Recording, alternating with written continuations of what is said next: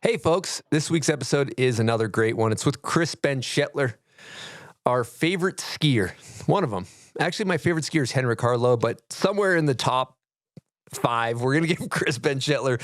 He's pretty good. He's pretty good. But he's also an incredible artist, world-class, actually way more of a renowned artist than I even knew.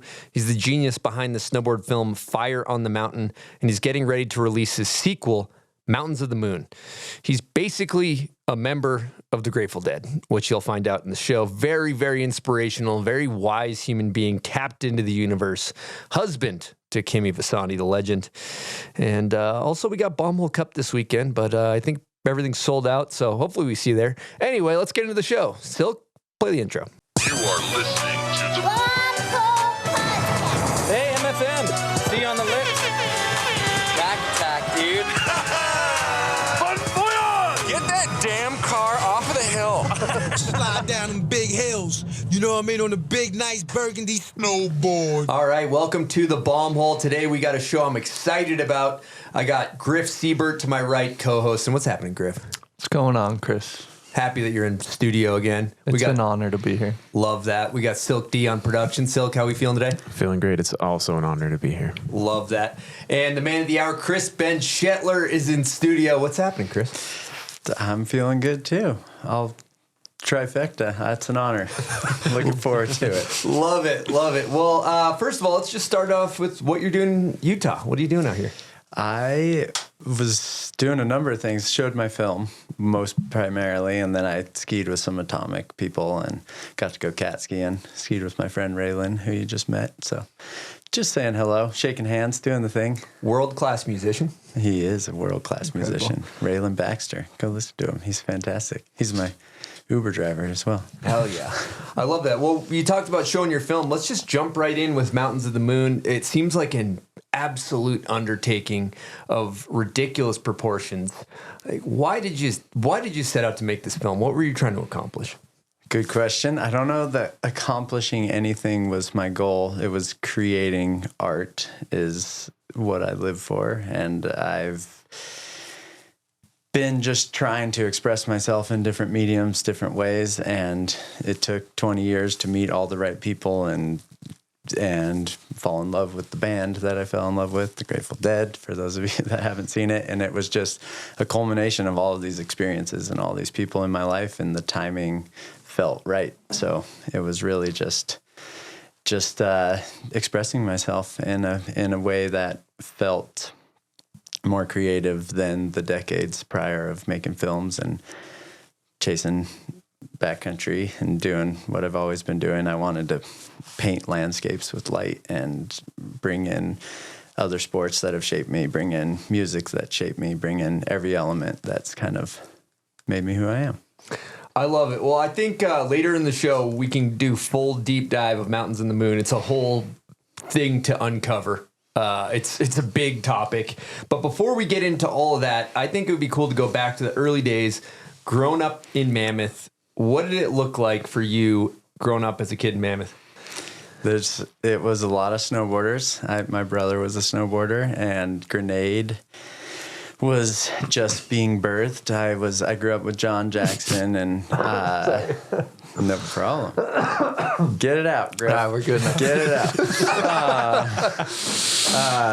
Yeah, it was growing up around snowboarding culture shaped me. I was ski racing at the time.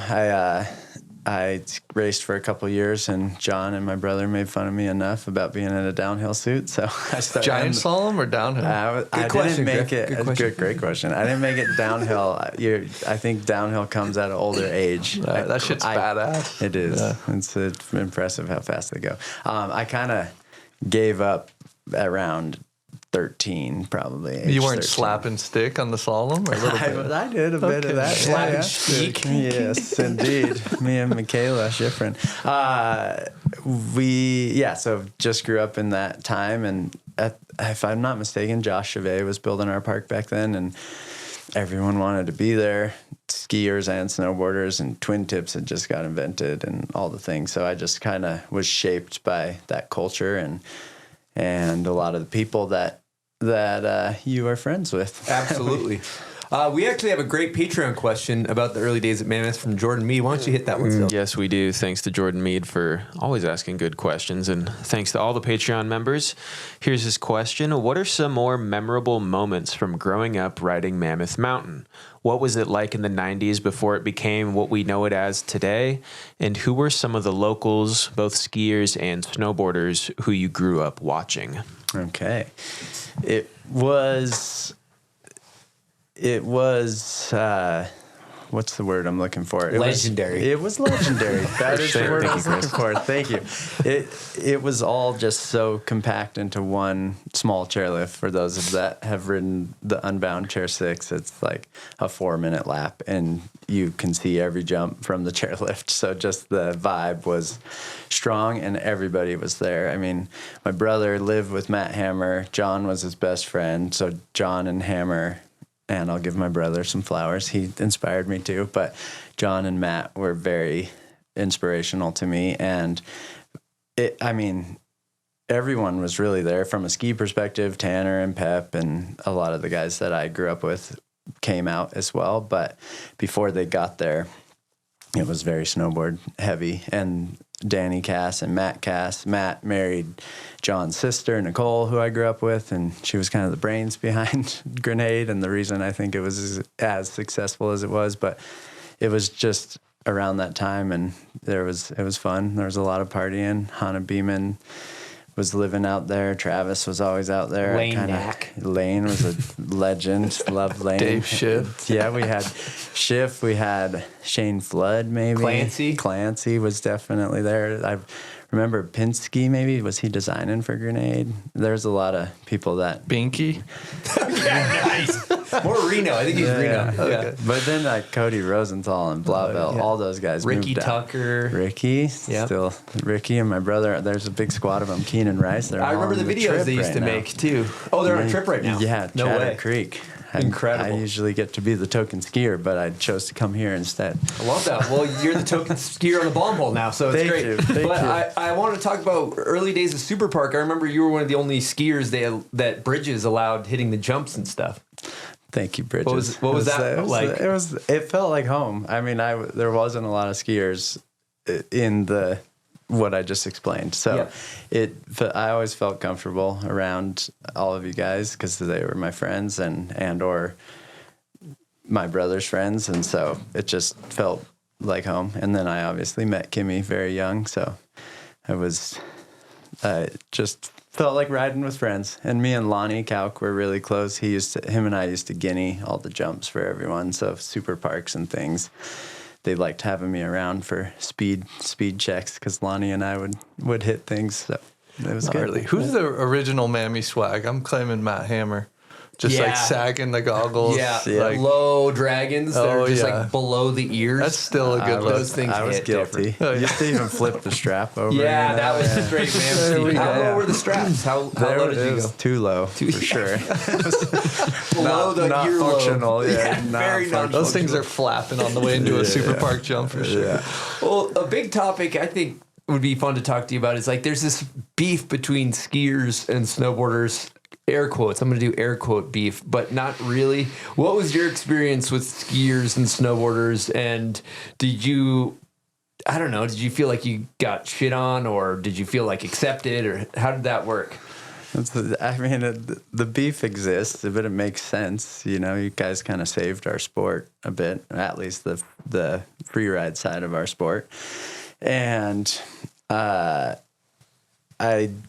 I think it was always in love. Like, I'm still very close with John and all those guys. And yes, but I was also younger, so I was probably going to be getting shit on even if I was a snowboarder. I know Eric used to get shit on too. But yeah, it existed, but it was never something that bothered me or defined me. I didn't really care, and I wanted to be out there all day, every day, hitting jumps, and there's mutual respect with that, obviously.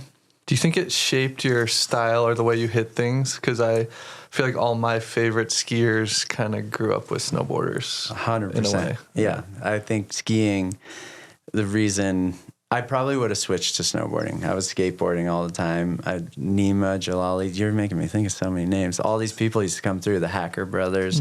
They would all stay with us as they were coming up to Mammoth. And so I was skateboarding and doing everything they were doing. I was just on 2 planks instead of 1. And so trying to replicate that in skiing, it didn't really exist yet. Skiing in the films, at least, and I didn't really watch that many ski films at the start because my brother owned all the VHSs and it was Simple Pleasures and all those. But I'd say skiing was go fast and straight and hit a big cliff to flat. Whereas growing up how I did, I would look at a landing first and then figure out how do you get from point A to point B to like transfer to a landing, and cared about turning and zigzagging the hill a little more than just trying to go fast. And so I was part of that generation of shifting that mentality, I think. And and you were in the inception of like twin tips, like skis were just directional basically at one point, and then the twin tip came around and you were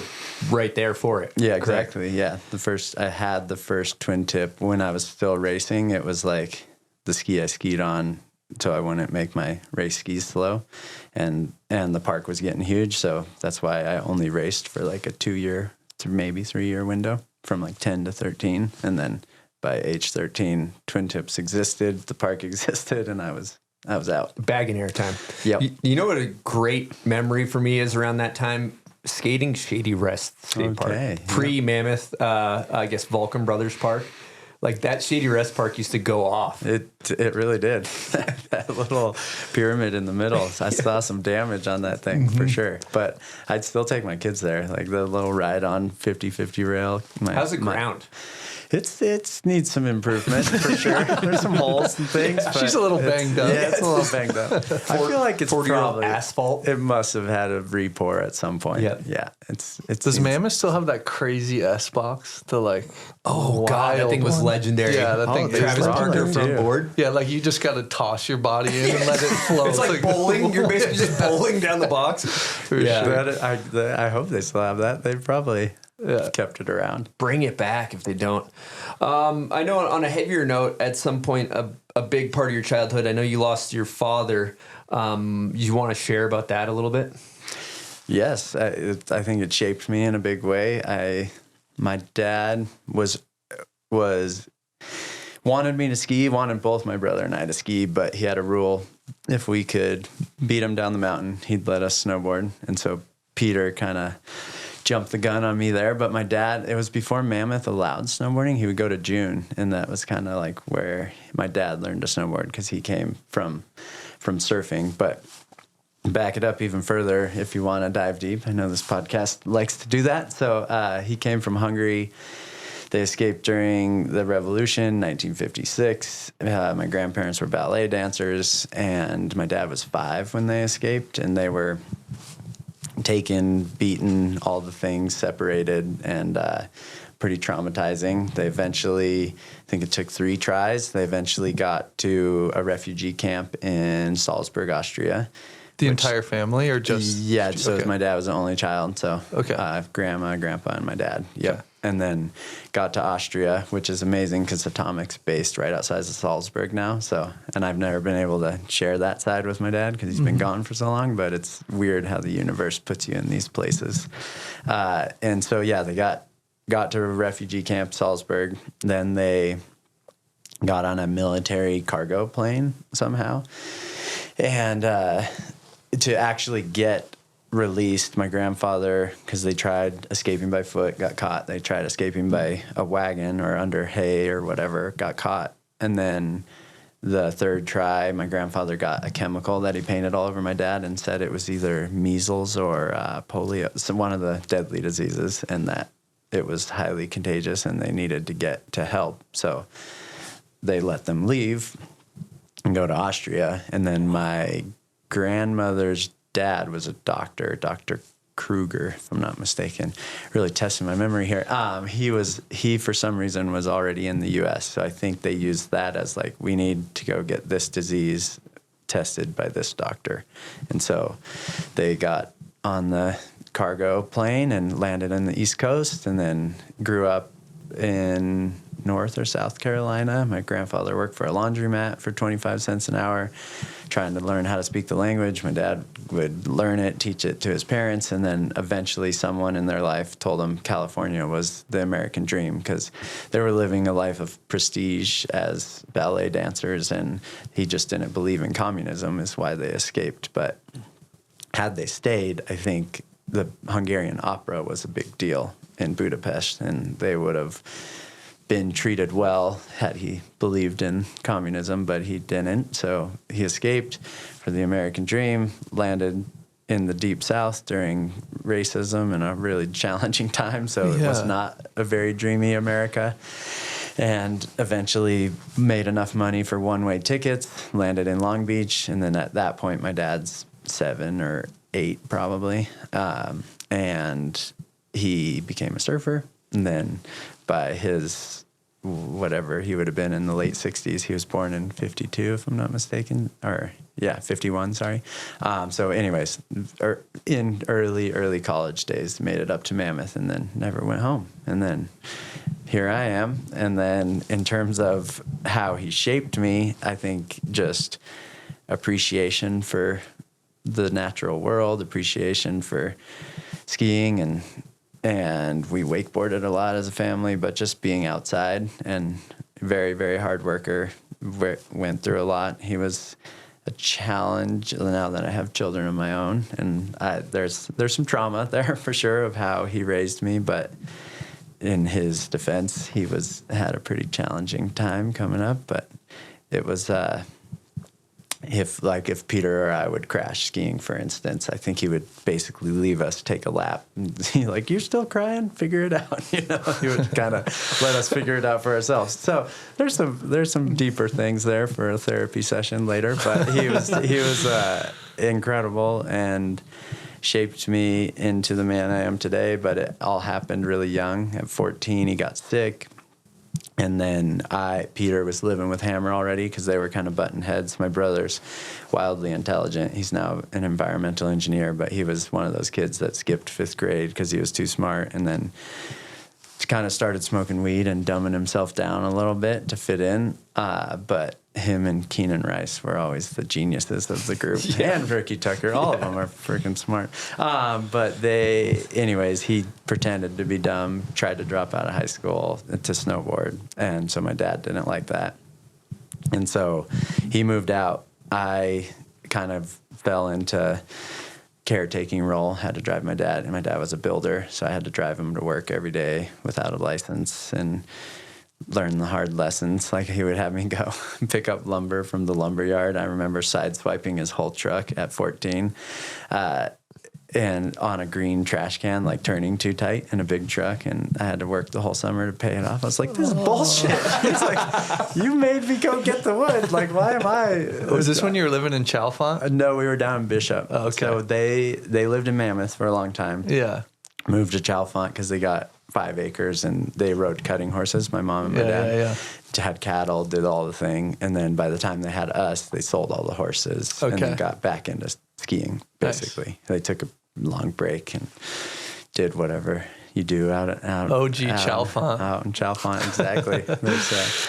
He actually met my dad's best friend in Chalfont is this guy, Jay Jensen. And since you're my fellow climber over there, he put up a bunch of the routes in Pine Creek Canyon, and he was one of the original aid climbers in the valley and stuff. So they were doing badass things. But this is a very long-winded way of saying I was heavily shaped by who my father was and all the lessons I learned, and kind of growing up quick. And there's a lot there, so I'll stop talking. I mean, moving up there in like the 50s, 60s is probably not that common. Mm-hmm. I can't imagine Mammoth having that much like infrastructure back then.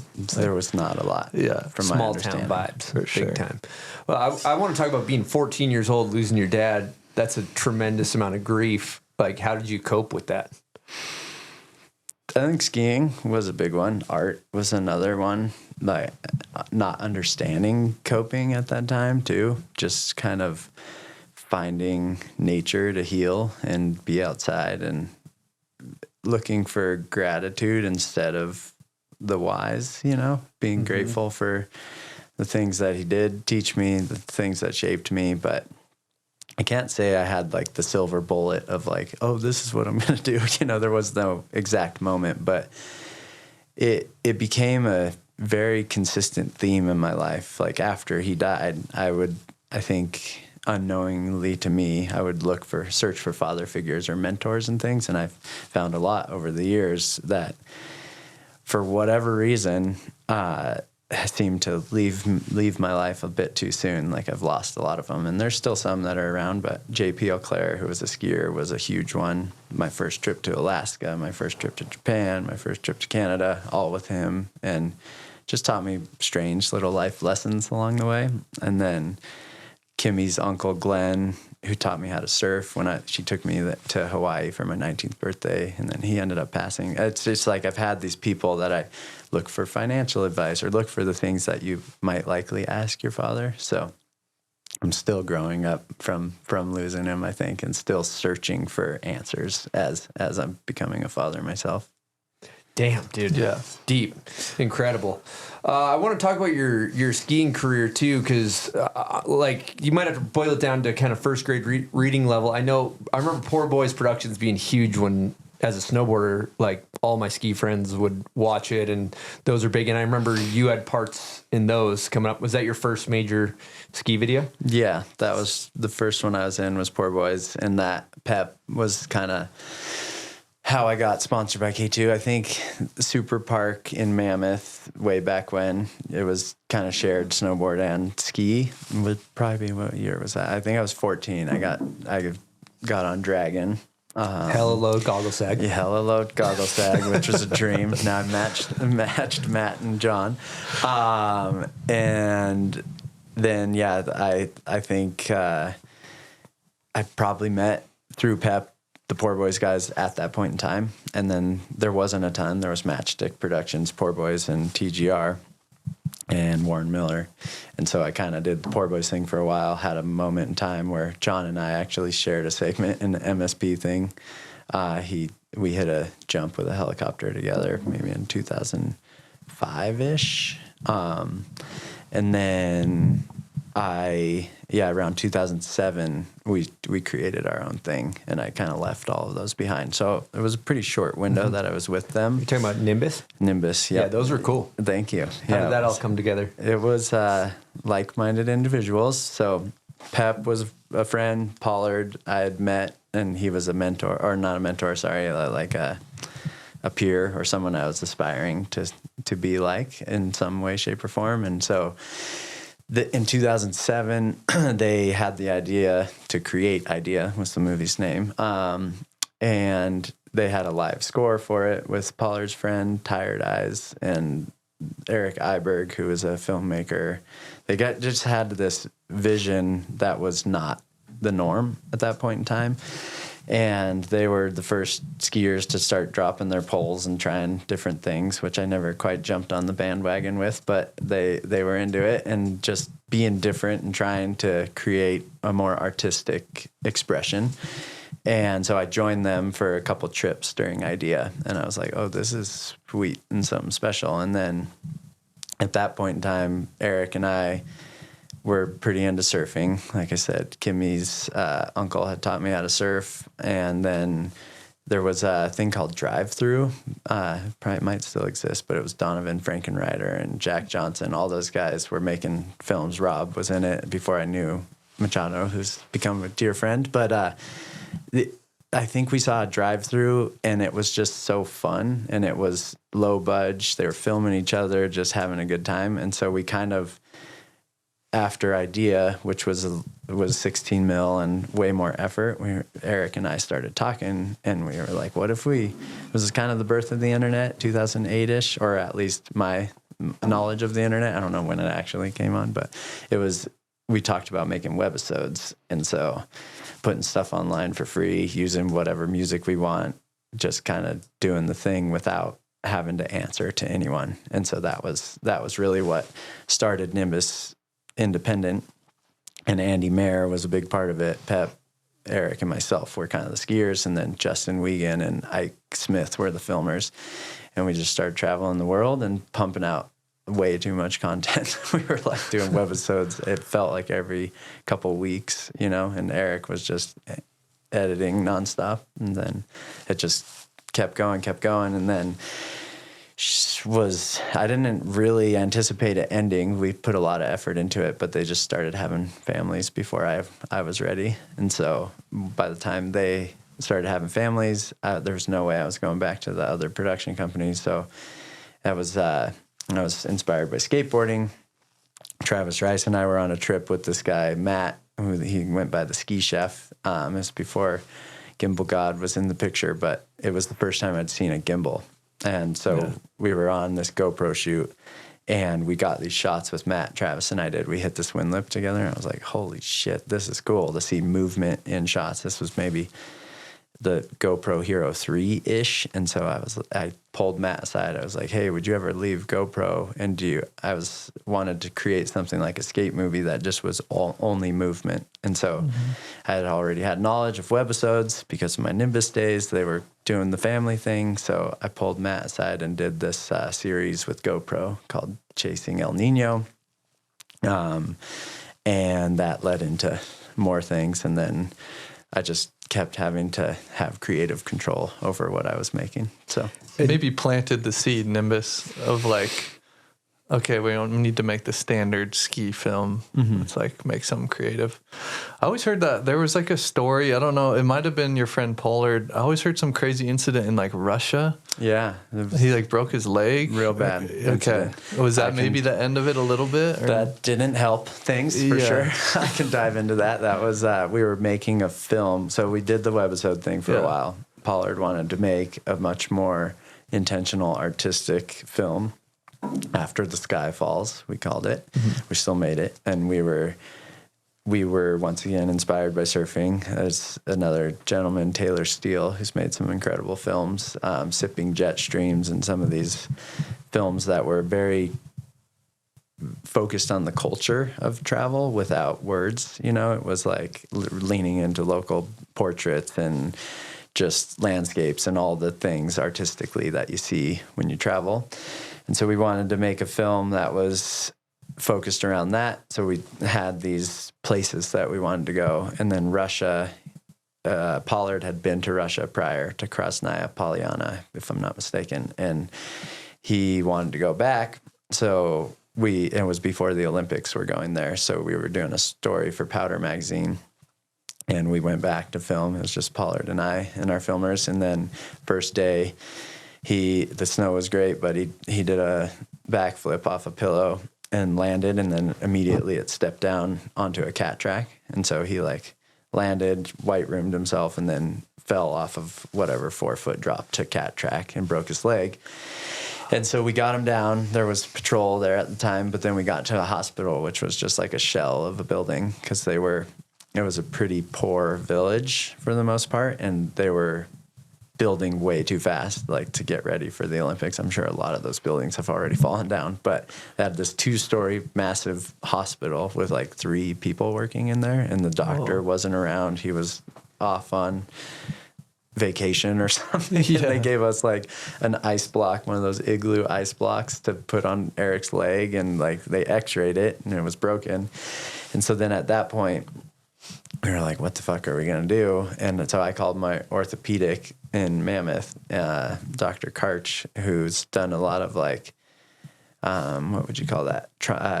It's like if mass casualty trauma stuff. Like he was the first doctor orthopedic after 9/11. Like he went to the trade center and like was doing surgeries out there. He's like one of those doctors. Yeah. So he's badass. And so I called him. I was like, he'll know what to do. And he might even fly out here, you know. So I called him and he was like, I explained what happened, and then he informed me about compartment syndrome. Yeah. Which is Eric could repeat this way better than me, but basically compresses your nerves and you get drop foot where your leg gets paralysis. And so that was happening because of the swelling, but we didn't really know. So my doctor was trying to talk me into slitting his calves open to release the pressure. Yeah. And I was like, I'm not about to slice my friend open. Compartment syndrome's gnarly. Yeah. I was like, I'm not going to slice my friend open right now. And like infection and staph and all the things just going through our head. And so at that point,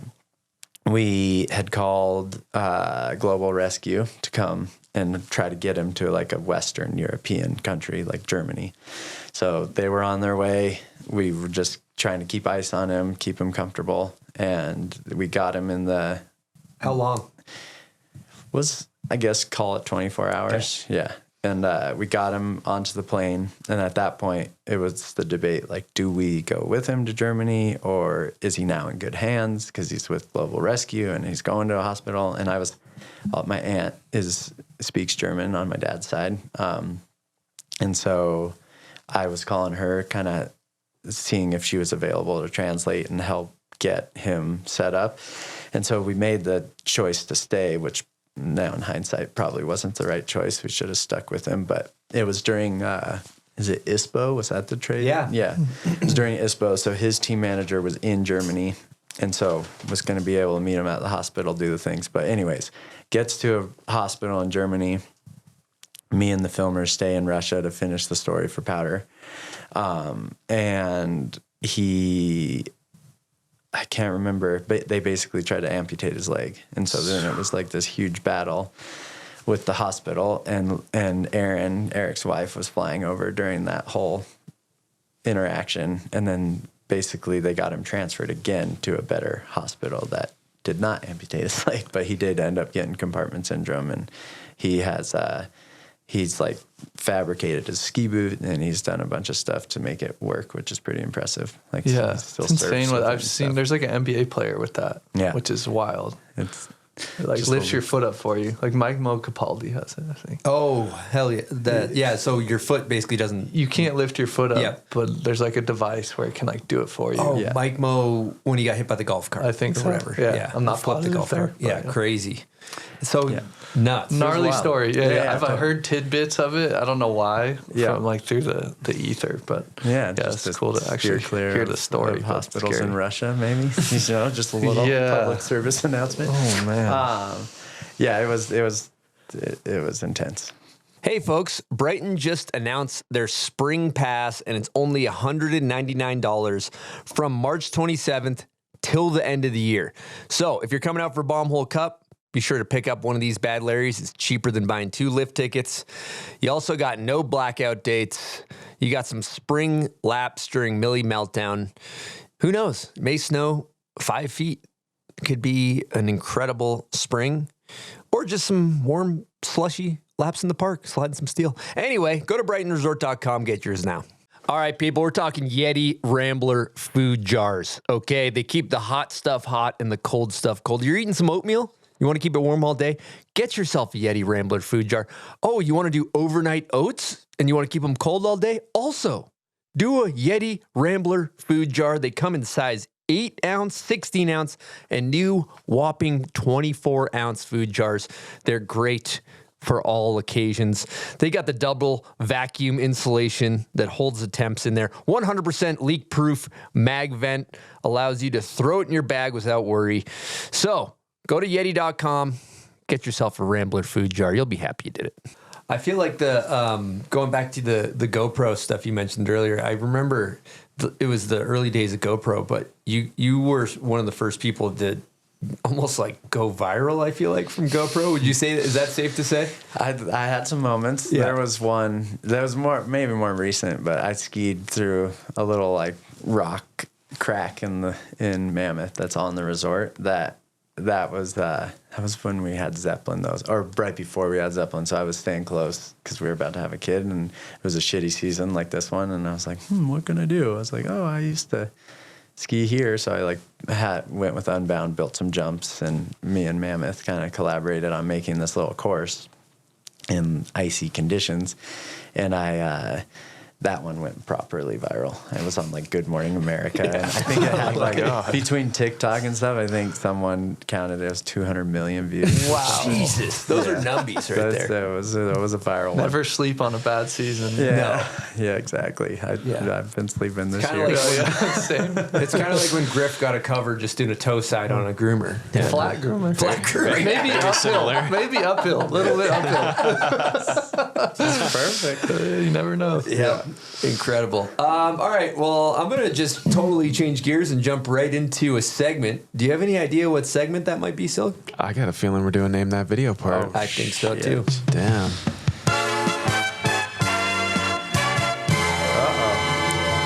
Can feel the tensions rising already. Yeah. You go and I hope you're going snowboard. You seem actually. skilled in this. If we stick to snowboard, I might have a better chance. If you go ski, I'm screwed. I think I didn't watch a ton of ski movies. Is that like a little bit of a loss to on the cred in the ski I don't world? know. I'm okay We got with more that. cred with our audience. I'm today. okay with that. All right. Confidence, 0 through 10. 1.5. All right. Kimmy gave me a morsel for this. So Kimmy was the one who... So if you don't get it, you know who to get mad at. Yeah, Okay. it's Kimmy's fault. You got an underhands coming slow, right between the plate. Yeah, it's a meatball. Here we go.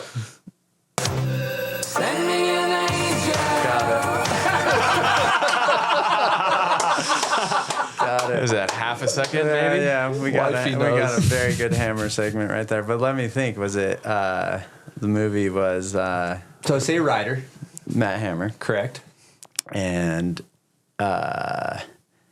is it Balance? No, that wasn't. It is the name of it. Dang, White Balance. That's it. Nice. Yes. He got it. Wow. That counts. Congratulations. You got a Kimmy, appreciate a you. turtle box in there. Ooh, that's goodness. You got a Yeti Look at badge. that. There's all kinds of Wow. Bombable merch. It's really heavy. Just gonna drop it on the trash That's can. the same video of I hate backflips, but I love front flips. I think you're Yeah, okay. probably correct about that. I actually was pulling up John Jay's song. I was going to do John Jay. It's a little bit less recognizable. I was like, you know what? This is an old video. I'm going to hit him with a Send Me an Angel, should- most iconic. But So John, because we were very good friends, he would come home from editing up in Tahoe Standard with his VHS, and we were always on a wakeboard trip in the summer at Topaz, which most people know if they go hit Sonora. You know, Where's Topaz? Random It's north lake. of Mammoth? Yeah, it's north of Sonora Pass. It's a random little lake you go by, but we'd go every year. Little air railie or what? Exactly. Made more of a face plant with those. And he would bring his segment before the movie would come out. So I was always getting to see John's segments. So I've watched many John. I might have got it actually. I wouldn't have known the band because I do remember he had a sick Pixies one. He's done a lot of not John Jay rap songs over the years, but yeah, that John Jay part put him on the map. Yeah. That one was so good. All right, part 2 of Name That Video parts for our listeners. If you know the song, comment on the photo of Chris on Instagram. That's where we pick our winner. Here we go.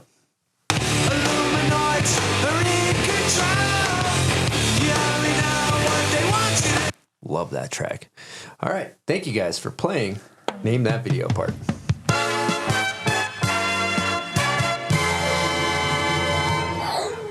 I got a video question for you.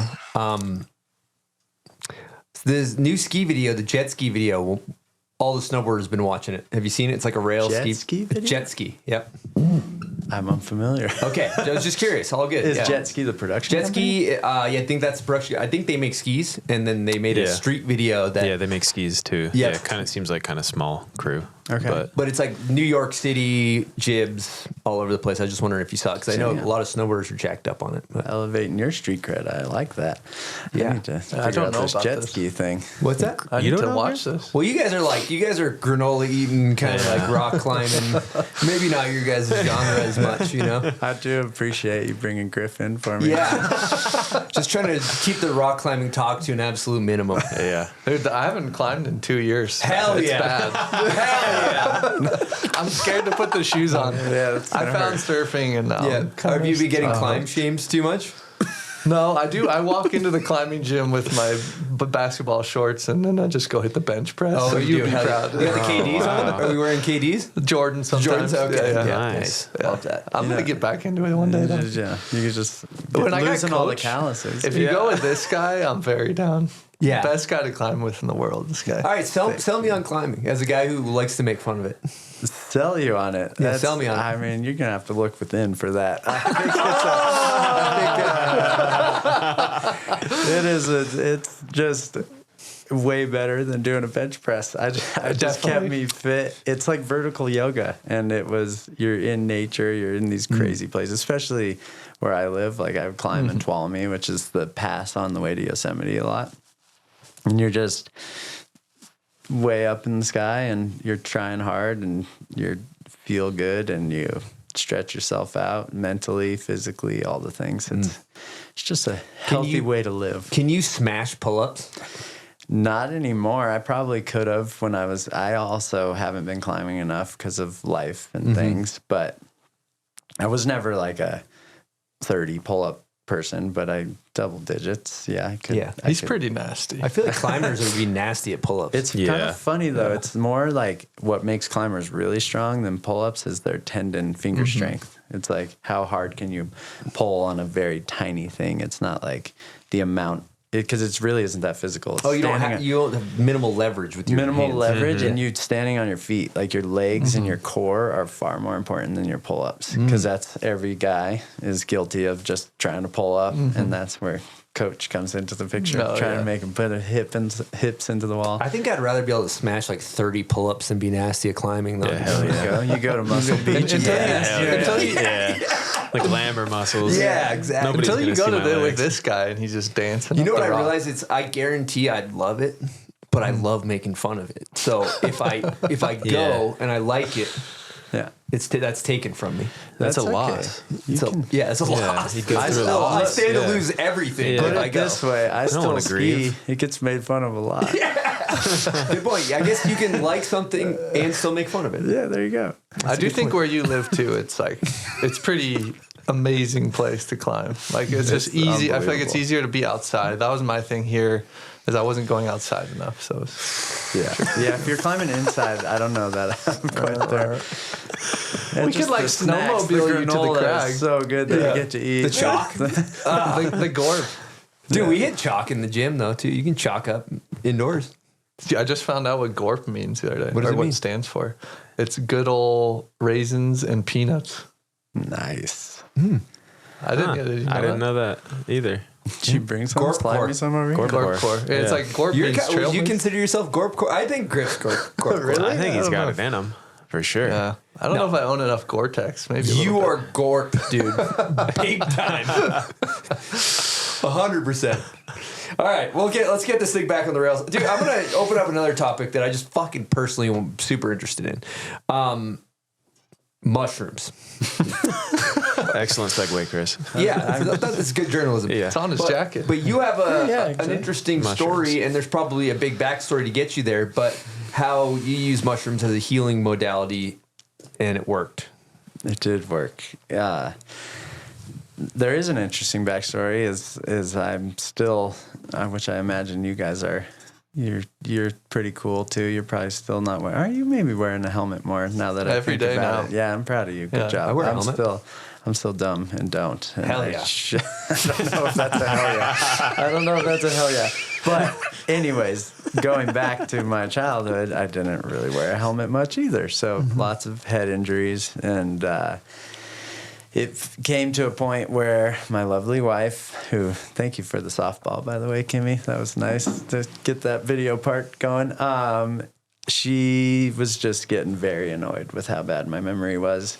It would be anything from simple things to more important, complex things. And she thought I was having selective memory. And so to prove a point, I decided to go see a neurologist. And leading up to that, I went on this bike race in BC called the BC Bike Race. It was a 7-day race and on Vancouver Island and then back into Squamish and then Whistler. And on day 4, I slipped out on a route, hit my head, cracked my helmet, and they didn't let me finish the race. But before that, or right around that time, if I'm not mistaken, Concussion came out with Will Smith, that movie. And then I think Dave Mira, the BMXer, committed suicide around that time. There was all these things kind of converging in stories. And then Kimmy's frustrations with me. I'm like, fuck, do I maybe have something here that's I should get checked out? So that led me down the path of a neurologist. I went and did pretty extensive testing. I wouldn't know what they call it, but it was like a 6-hour sit-down thing, like reading short stories, recalling what you read, matching dots and numbers, and just doing all the things. And I got into a good neurologist through a friend in San Diego, and so it was like I trusted him, and he was concerned and thought I should go the Western medicine route and take some pills, and I don't know what that looked like, but I was like, okay, this is an issue, so I should start looking into it. So I did some research on the Eastern medicine side, came across Paul's book, Mycelium Running, how mushrooms, or Paul Stamets, sorry. Legend. Legend, how mushrooms will save the world. And then just started going down the rabbit hole of reading into mushrooms, and mainly Paul Stamets' work because it was widely documented at that point. And then that opened up the conversation of psilocybin. I was born in 86, so I was part of the DARE, Keep Kids Off Drugs. And I never got to have the adult conversations with my dad about psychedelics in the 60s and all the things that they took and did for many years. So I was just fearful of it, I guess. I was very creative. I didn't want to fry my brain. And so I took my time researching and learning more, and then eventually came across Paul's suggestion to do a hero's journey, which you take 5 grams or more. And so my first time ever taking psychedelics, I just dove straight in. You went 5 grams. I went 5 grams. Going back to climbing, actually, I'd read you could fast and eat right and do all these things. So what I did is I went and climbed in Tuolumne, and I free solo at a very low level, like 5, 6 kind of thing. Did some big mountains, just got my mind right, and just exhausted myself physically and mentally the day before. Then I went and camped because Kimmy was on a trip, so I went and camped, and then woke up and just orange juice and 5 grams of mushrooms, no food. Where was this? It was in outside of Tuolumne. Wow. I camped at a little place. Solo? No, I was with my friend Scott Smith, who built my van. You've met him. Yeah, he's like the Nar sled dude. Yeah, he's a legend. Sled boss. He had done some before, so he was doing the journey with me, but I felt good having someone there in case everything went off the rails. But we were on our own journeys for sure. But anyways, I went down the rabbit hole in a very big way, and going back to my father, dealt with the process of life and death, and saw visuals that will forever changed my perspective and on art and all of these things. But just having a deeper understanding of another consciousness that's always around us and existing, the spirit world, whatever you want to call it. But it's really hard to tap into because of the noise of society and how much is going on and all the different things. So just having a direct source and line to communicate with that, and kind of going within and doing all the work. And before that, I should backtrack. Paul highly suggests taking lion's mane mushrooms and all these ones that are specific for brain health. And so I learned Host Defense is Paul's company, which is the best. And we'll get to it, I'm sure, but Paul's actually become a friend, which is random because at this point he was just like my guru that I didn't know, he's just explained how many mushroom companies are out there kind of doing the cash grab, but they grow other mushrooms in a lab from mycelium cultures, and it's like the best of the best. So I give him lots of my money. Yeah, it's just. I thought you were a Laird's guy. I go. Yeah. Okay. I go Stamets, Lion's Mane. I've been taking it for like 5 years or something. The best. Yeah. I mean, Host Defense is the way to go if you're going to be consuming mushrooms for sure. So fast forward back to the journey, and once psilocybin came into my life, then I started microdosing all the time and kind of making it part of my This is pre practice. The hero's journey? No, after. Because hero's journey was the first touch of psilocybin. Okay. Just 0 to 100. I love it. But I'm curious, all these downloads that you get, right? You blast off and you go into the other dimension and all those things. Did you journal or write anything down so you remembered it, or just kept it all internal? Kept it all internal, Okay. which I've never really journaled. That's what art is for me. Okay. It's my daily practice in my journal. And so I'm still expressing it from just that journey and just from life itself, just the deeper understanding and human consciousness or trying to understand human consciousness. So going back to your concussions, you were forgetful. Kimmy mentioned to me she'd tell you to like pick up the mail on the way home, and you'd forget to do. You're forgetting all these things.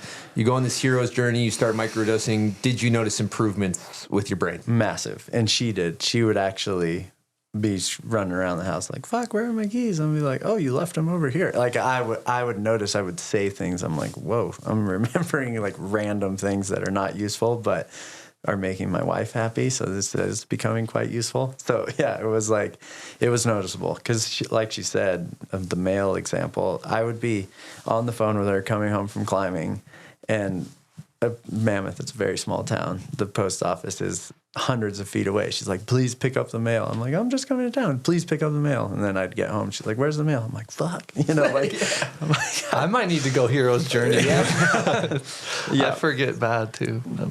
It made a massive difference. So what do you think, like, how do you think that process worked? Can you explain it to us?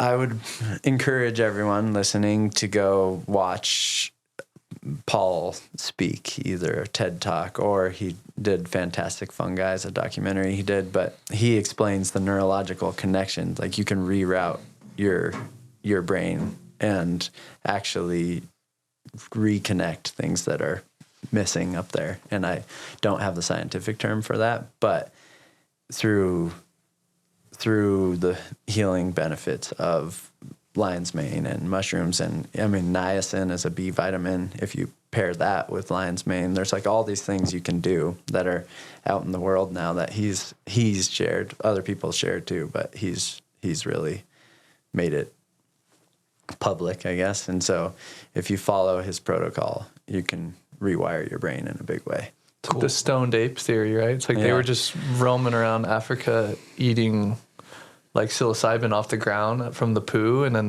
that's like, some people think that's how human brain developed. Yeah, like so there's other scientist, mycologist, Terence McKenna, who was a friend of Paul's, who came up with that theory. I think Paul calls it a hypothesis because there's no way to prove it. But yeah, essentially the reason we've evolved so far beyond our other monkeys and apes and primates is because of ingesting, like hunting gathering times, ingesting psilocybin mushrooms, and your brain grew within like a very short amount of time, 1 million years or whatever it is, grew exponentially more.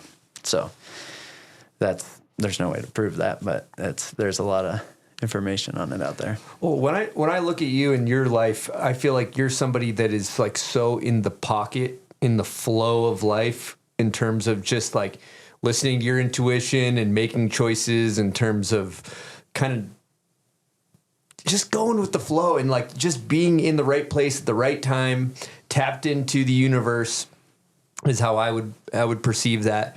Do you think that these mushrooms have helped you, and can you speak on tapping in at all? Good question. They've helped for sure, but I think before that, you can have an open heart and an open mind without enhancing your experience. This is like more for people with trauma and with things that need help, but you can absolutely get into that zone and into the pocket, if you will, with just your intentions and how you view the world. And I've said this before, but I think I've done a good job aligning my internal compass with my external actions. And so always asking myself, what's important to me? How am I showing up the most truthful and authentic? And just from a creative standpoint, like why we choose to do anything, why we choose to snowboard, like ego's involved, and that's something that mushrooms completely remove. They strip your ego away completely, and you're just dealing with yourself at that point. And so the practice to do that and to really question your choices and your ego, I think is my best advice for people, is to just really do the work to look inward and it's scary, it's hard, it's all the feelings, but it does allow you to create a beautiful life, and I think the universe provides. It's like, as cheesy as it sounds, there's endless amounts of ideas falling from the sky and concepts, and are we open enough to actually absorb them and take them on? And I often repeat musicians that I've heard talk about writing songs, or if it's Neil Young or Bob Dylan or these people that wrote masterpieces at 19 years old or whatever it is, and some of these songs were written in 3 minutes, at late at night one night, and it's the muse. Everything's being presented to us at all times, and are you open enough to pull on those threads and those opportunities and let them in and let them pass through you? And certainly there's people in this world that are more tapped in, and there's people in this world that have luck and a gift, if you will. But all of that comes with hard work as well. So I think everybody has access to it. It's just a matter of actually blocking out the noise and letting it come through. That is heavy. But I have a quick question too, kind of along those lines. You're juggling so much things. I feel like you're always doing so much art, and like the Grateful Dead tour and your movies. Like, how do you avoid burnout? Good question. Great question. Good question. Good question. That is, because I struggle with this. Yeah, totally. I think probably in the same lines of what I just said. I love what I do so much, and I'm doing it for me. Like, I think if from a perspective of a pro snowboarder, you're having to do trips to make your sponsors happy, get the shot in the magazine, do the thing. But everything I've said earlier about why I created movies, I went on my own. I did all of these things that were an extension of me and how I viewed the sport, how I view art, how I view the world. And so I've quite literally created my own reality. And because of that, it's hard for me to actually, it's the opposite of burnout. It's hard for me to scale back and like check in with my wife and check in with my family. And I'm kind of that deranged artist mentality of, it's like a curse more than a blessing sometimes, where it's just like there's so much happening in my brain at all times, and so many things that I want to try to accomplish and create, more than accomplish, I should say. And creating art for the sake of art doesn't exist anymore. There's always some commercial tie or transactional move to it. Yeah, and so to actually do that is wildly challenging. And that's, once again, removing the ego, checking in, why am I doing this? All of those things. And I going back to my comment about my internal compass, I've like done good at just really being the most honest and true to myself as I can. And I don't know how I got so lucky as to realize that as early as I did. It's people, it's those mentors, it's the people that shape me. It's a lot of conversations, and you can take anything you want from any conversation, right? Like all the perspectives consciously or subconsciously are going to shape you into your beliefs, into your personality. And what made me find Paul, what made me find all these people that have really shaped my whole perspective on this universe. Because in the big picture, it's like the Big Bang to where we're sitting now, like how the hell we all got here and what we're choosing to do with this life. You can spin yourself out in a big way, or you can lean in and you can create and you can be inspired and do things that you love. And I think if you are doing things you love, the burnout is less likely. But I certainly have had feelings like, it's going back to the sponsors, the trip to go do the catalog shoot or that stuff burns me out for sure. But you have to balance that to like keep the job going, you know? So, but in anything related to me and my art, is the burnout is not really there. You'd be doing it even if you were getting paid or not. That's like, I think going back to the thing you said about the compass earlier is really interesting too. I think about this stuff all the time, and I think about animals. Like, I mean, we're animals, but when I think about birds or something, they're like, all right, I guess we're going to go south. They're not looking at, Noah. They're not seeing if the buoy pops. They're just like, fuck, it's kind of cold. I guess we're gonna go south now, or whatever. However it all works. But they're animals are tapped the fuck in, like the way a deer moves through the woods, or really any animal for that matter. They're tapped in. So I think we're also animals that are also tapped in. But we have these cell phones and we fucking doom scroll, and we have these things that take us out of being tapped in. But I feel like, you know, when you find that pocket and you're in the energy flow of life, like the thing that was brilliant, I thought, just with you sitting here, we had a guest cancel that was supposed to do a show this week. And last minute, I'm like, oh shit, we need to do a show. And I'm racking my brain. Who should I call? And first, I literally got a ping. It was like a download, and it was like, call Benchetler. Hadn't talked to you in months. I'm like, hey Chris, what you doing? You're like, oh, I'm actually in Utah. Been meaning to call you. I'm like, no fucking way. Yeah. And then, but like, you get those pings, you know, and it's a magical place that we live in. And I guess for you, do you use meditation or anything like that? I would like to pretend that I do, but going back to climbing was a great form of meditation because you have to be so present. Yeah. And you're like move by move. You know, that was great. Art is my meditation. Like I have a home studio, and there will be times where I'm in the flow, as everyone says. That's and the Kimmy dream. will pop in and like actually startle me. You know, she's like, sorry, you know. And so I meditate through movement and through that stuff versus actually sitting down and spending the time to learn the practice, because I believe in it, but it's just another thing to add to my list of things that I need to learn. It's a moving meditation. And do. Yeah, 100%. Yeah, so I would say art has really been my greatest form. Incredible. Well, let's just open up this can of worms with Mountains of the Moon. You know, watched the film last night. It's unbelievable. To paint a picture for people that haven't seen it, you guys are skiing at night, snowboarding at night. The mountains are lit up beautifully. There's rock climbing. You guys are wearing skeleton suits. I actually wrote down a list of everything in it. You got skiing, you got fly fishing, you got snowboarding, you got climbing, you got music all scored to the Grateful Dead. There's like clips of mushrooms and undertones of mushrooms and mitochondria. There's surfing at night with Rob Machado. Incredible lighting. There's cartoons. Like, if you see it all on paper, none of it makes sense. If you were to pitch this concept, they'd be like, yeah, no, you're out of your mind. That doesn't make any sense. But you beautifully tied it all together. Let's just talk about it. I don't have a question. That's just a statement. Let's talk. You nailed it. I did have to pitch it to a lot of people, and I'm still not sure if I have the pitch wired at this point. But it's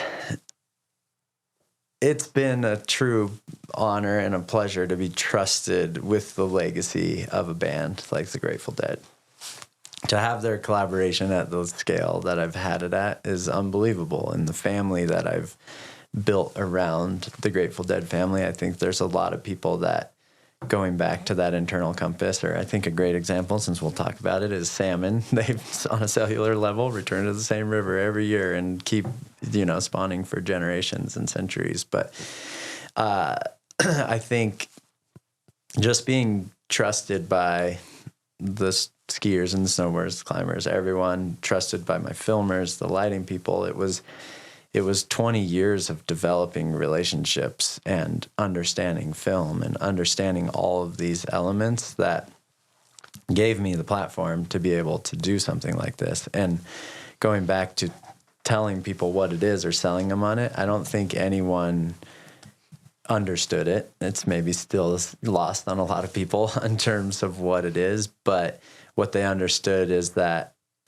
when I say I'm going to do something, I follow through. So my biggest advice to people in life is like, be impeccable with your word. And Bill Walton, who was a very big part of the first film and a big part of my life, another one of those mentors, father figures that I lost far too soon, but he was so adamant about being impeccable with your word and being truthful. There's a lot of people that say to be honest or honestly, and he he was the type of person that would call that out immediately if I would say it to him. He's like, always be honest. You don't need to reiterate. That means you're being dishonest. And so things like that of being true to yourself, being truthful to people, and being able to follow through is how I think I got it to the finish line, or at least got it to the scale that it got at, because it was not a cheap project at all. It's pretty obvious for people. 30-person crew at night, right? Every shoot we went on,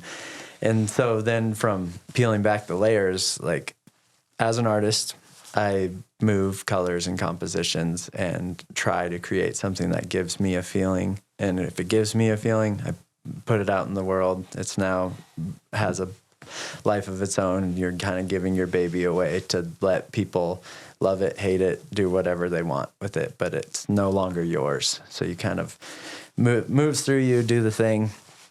And skiing and snowboarding and surfing, climbing, all of those are very much that, our expression of our beings. That's what style is. That's what's all these things that have shaped us into who we are and put us in these seats are something that I wanted to represent in a way that was very artistic. So it was like, remove the tricks, remove the what's been done before, remove everything, and boil it down to us riding the pulse of the universe and being tapped in to the natural world. Like people that snowboard and ski, you're riding storms from thousands of miles away at that perfect moment in time, and choices you've made to get there, and AVI conditions. All of these stars have to align. Surf, same thing. You're riding a wave coming from thousands of miles away, and it's a fleeting thing, and you're so present. You're in your meditative movement in that moment in time.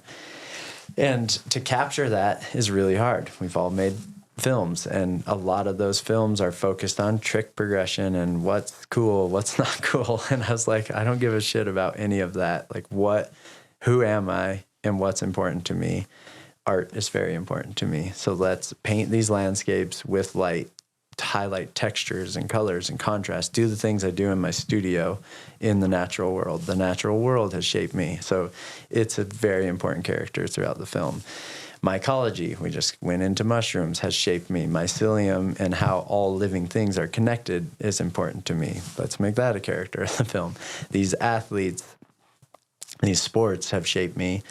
I don't want to be the guy making a movie about myself and be pretending like I'm going to be a surfer and a skier. I am all of those things, but I would way rather highlight the masters of those sports and bring in like-minded people that can be the brushstrokes of this painting. So bring in the right athletes that align with the dead and align with me and how I view these sports. And then take in, like, there's the avalanche sequence, for instance, is supposed to represent the Big Bang. So the creation of everything is how we start the film, dives into the darkness. I wanted to go through the cycle of the seasons. So we go through fall, winter, summer, spring, and we go through the water cycle, going back to the salmon and how all of these things are. And Paul actually, when we were at his house recording the narration before we had the salmon in the film, he just explained the importance of bears dragging up salmon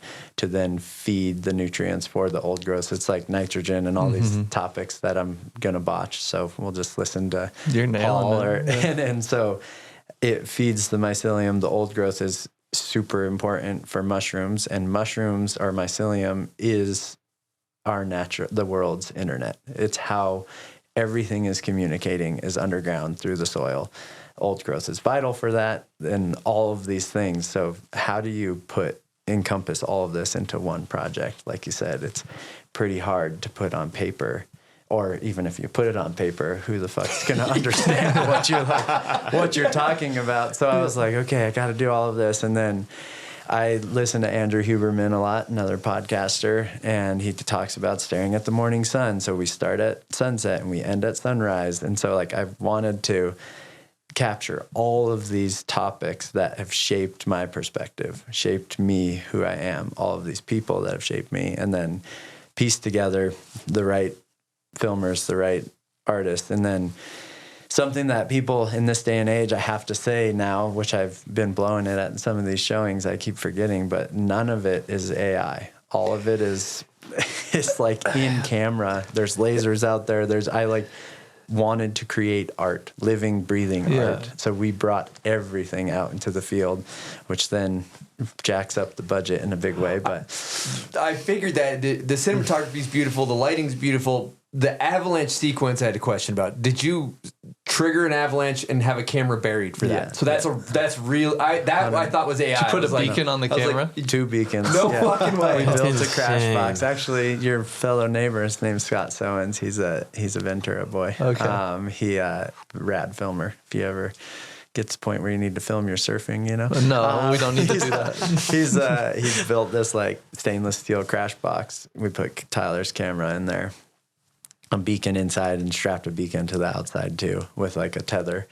And we used dynamite. Went to CMH, which is they're in the same Altera group, which I have to thank them and thank Mammoth and thank all these sponsors that helped me do it. But they do their avalanche mitigation with dynamite up there, so we were able to blow up some cornices. What a fun trip. Yeah. What about setting the box underneath that?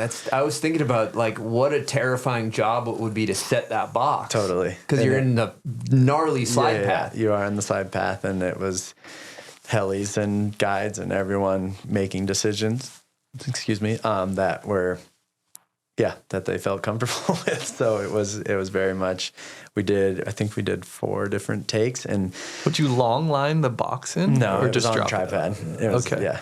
Camera on a tripod in a crash box. Wow. Yeah. Jeez. And then just rolling and hoping you found it. Cause also with reds, if it keeps rolling past its card, you can corrupt a card too. So then you're like on the timer. Shit, yeah, you which got a time limit. It was kind of amazing too. Crazy. And sorry, I keep looking at these two. I'll leave you over there. No, don't worry about me. Yeah, sorry. Don't worry about me.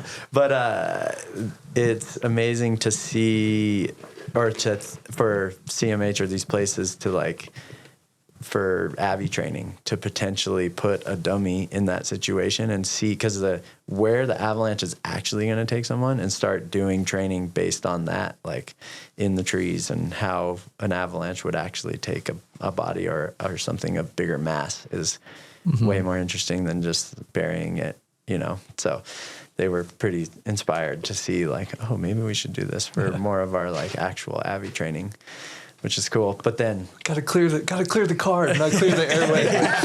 we got the card cleared. Yeah, exactly. It's incredible. So I think that's like what you said too. It's like anybody who's thinking about watching this film, you're not watching trick porn or a normal snowboard or ski video. It is an abstract art piece. And that's the thing that I kind of wasn't, I guess, expecting as much. But the mountains, the way you guys lit up those mountains with the shadows and the colors and all that, like the mountains themselves are art in this video, which is awesome. It was, I mean, it was fun to be able to create and have a blank canvas and just do whatever we want with different gradients and colors. And the physical challenge of it all, like touring and lugging fucking generators and all the things. Yeah, insane. I have a question about that. Like, on average, I'm sure it varies a lot. On average, how long does it take to get one shot in there? Like 20 seconds of footage? What was that, like an entire day? Yeah, I mean, so the nighttime stuff in Mike Wigley's is where the BC stuff was. Yeah. We would take 2 runs a night because helis crazy. can't fly at night. Crazy. So helis would drop us off in the day. We basically run a show here. We would send out a day crew. They would kind of get the lights. They would get the lights set up in an area that we wanted to film. So I went and scouted beforehand, had this idea of what we wanted. Then day crew would go out, get light placement and generator placement and all of that at the top of the hill. And then we would come in, night crew, we would come in, and all the lighting guys would move it by hand down to their locations, light it up, be like, oh, that looks good, that doesn't look good. Yeah. So we're getting out at 2 p.m., kind of setting up athletes or the last load to come out. It's multiple loads to get everyone out there because we did have 30 people. And so get the athletes out there before sunset because helis can't fly at night. Only military helis have the ability to do that. And then basically wait for them to set up. So we would try to stay warm, drink some coffee, treat it like a morning snack, do whatever. And then by the time we're actually riding is probably 2 a.m. and we've now toured an hour and a half up to the hill from base camp, and you ride a line and then tour back up. So you're riding two lines a night. So your actual ability to get a shot of something worth getting is pretty minimal. Crazy. Yeah. All right, let me tell you what I'm excited about, people. These Bubs Naturals Hydrate or Die hydration packs.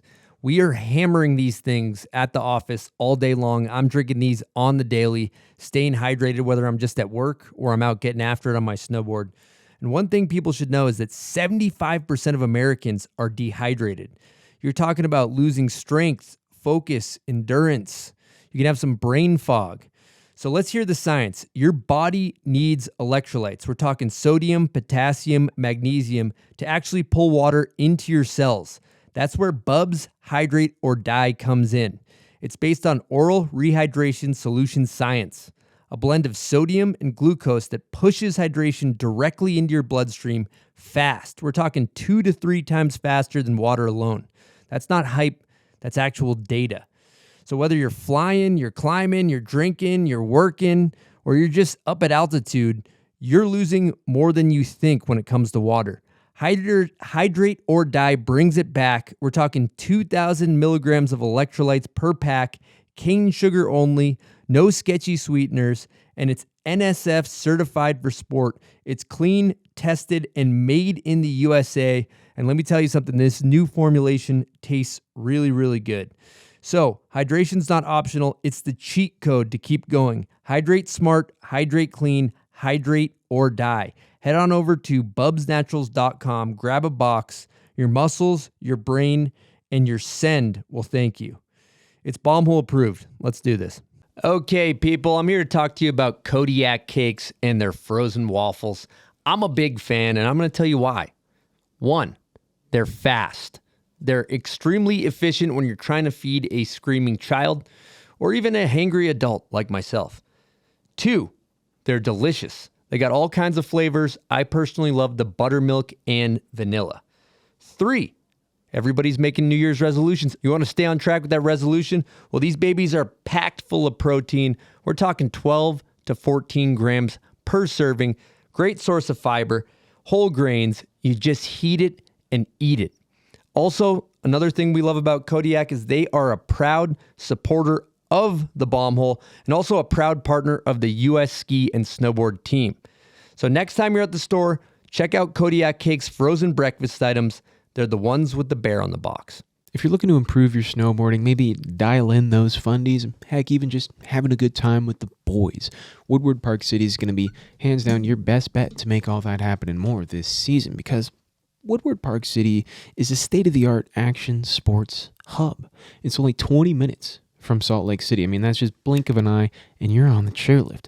And in a world filled with overcrowded resorts, jam-packed parking lots, long drives to the chair, Woodward Park City is offering you a solution that not many other resorts are even able to fathom.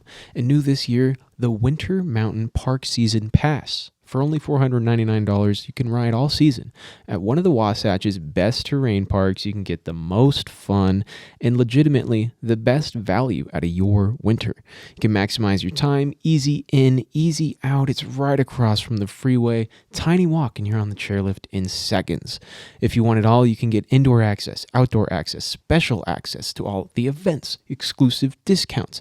You're going to need the all-access membership. You'll be treated like a king royalty over at Woodward Park City. And if you want some more information, head on over to woodwardparkcity.com. I got a guest question from Danny Davis. This guest question is presented by Hippies. I got some behind me here. The Blazing Hots. We smash these at the Bombhole all day long. Chickpeas puffs. You can find them at your local grocery store. Highly recommend them. G Biscuit over here, he hammers those things too. Big hippies, guys. Core. So, yep. Here we go. Hey, Chris and Chris. Dan Davis here. Hope the show's going well. Chrissy Benchetler, one of my favorite humans in the world. How are you? I have a question for you, and that is, I would love to know your headspace going into the Mike Wigley's shoot for Mountains of the Moon. You have a broken hip. Let me set the stage. Chris was skateboarding down the street with his kid, breaks his hip on a crack in the sidewalk. He's got hundreds of thousands of dollars probably going into this Wigley's trip. We're shooting at night. Helicopters are bringing us out into the backcountry. And give me your headspace going into this shoot. Like, you have this busted hip. All the stars need to align to make this shoot perfect, make it happen. Hopefully nobody gets hurt. Hopefully the crew is all going to show up. Hopefully everything goes swimmingly. Just give me your mindset rolling into that shoot and tell us big dreamers how to persevere through those roadblocks. You know, you dream so big and you accomplish it almost every time. And I'd love to know, what's your mindset? How do you get past those barriers and just kind of stay the course? Yeah, brother. Miss you. Hope all's well. Love to you both. Thanks, Danny. What a guy. And what a question. There's a lot there. I'm not entirely sure what he really asked. I mean, I got the mindset thing. But we'll just backtrack to the hip. That sucked. We were in San Diego. Kimmy is still going through her checkups for her treatment, for those listeners that listened to her episode. Great one. So, yeah, we were there for Thanksgiving, the end of November. I was skateboarding and moving quick on a cruiser, and third push just like hit a rock or a crack and went flying, fractured my hip. But at that point in time, I didn't know I was going from there to Wigley's to scout to make sure we could find the right spot. And I got up to Wigley's, couldn't actually step into my binding. It hurt too bad. So I ended up the crew skied some laps to like see what was on the ground. And I just stayed with the pilot the whole time and flew around and was like, oh, this looks good. And tried to just make the decision from the air, which was a bummer and challenging. And then when I got back from that, my hip was not getting any better. Before I left, it was like, I thought I just did the stupid skateboard thing, like, Hipper. And so Rob Machado lives down in San Diego, and he has a sauna and ice plunge and stuff. So I was like, called him immediately. He's like, I'm coming over. And so tried to do that, and then didn't help. And then I went on the trip. And so get home from the trip, and the whole crew is like, this is never going to work. Way too fucking complicated, logistics, all the thing. And so back to Danny's question of my headspace and mentally, I don't crack very often or snap or do the things. I'm pretty mellow as a leader. And as you know, at this point, I'm like a CEO of a company of a lot of people. I think hired a couple hundred people through the process of this whole film. And at that point, it was just like, my hip hurt. I hadn't got the MRI yet, but I couldn't ski. Everyone was being super negative. We were trying to go in January, so it's now December. We just scouted. We're coming back to Wigley's in 1 month. It was the only window Wigley's had available because clients book way in advance. And so going back to all of our conversations of the universe, to Danny's question too, I just try to put my energy out into the universe knowing that it always has the possibility of not working out. But if you're manifesting and putting your intentions into these things, and doing them for the right reasons, a lot of things we've already discussed. And I think you can share with the viewers what you just said out there of shining your light. But if you can shine your light in a positive direction, I feel strongly that it's going to come back. So I stayed the course until it got so much negativity and complaining that I was like, all right, I'm gonna pull the plug. We're done with Wigley's, and we're gonna like make do with what we had from Mammoth, because we had a ton of footage from Mammoth, and I was spending so much money on this project and overspending what the budget was.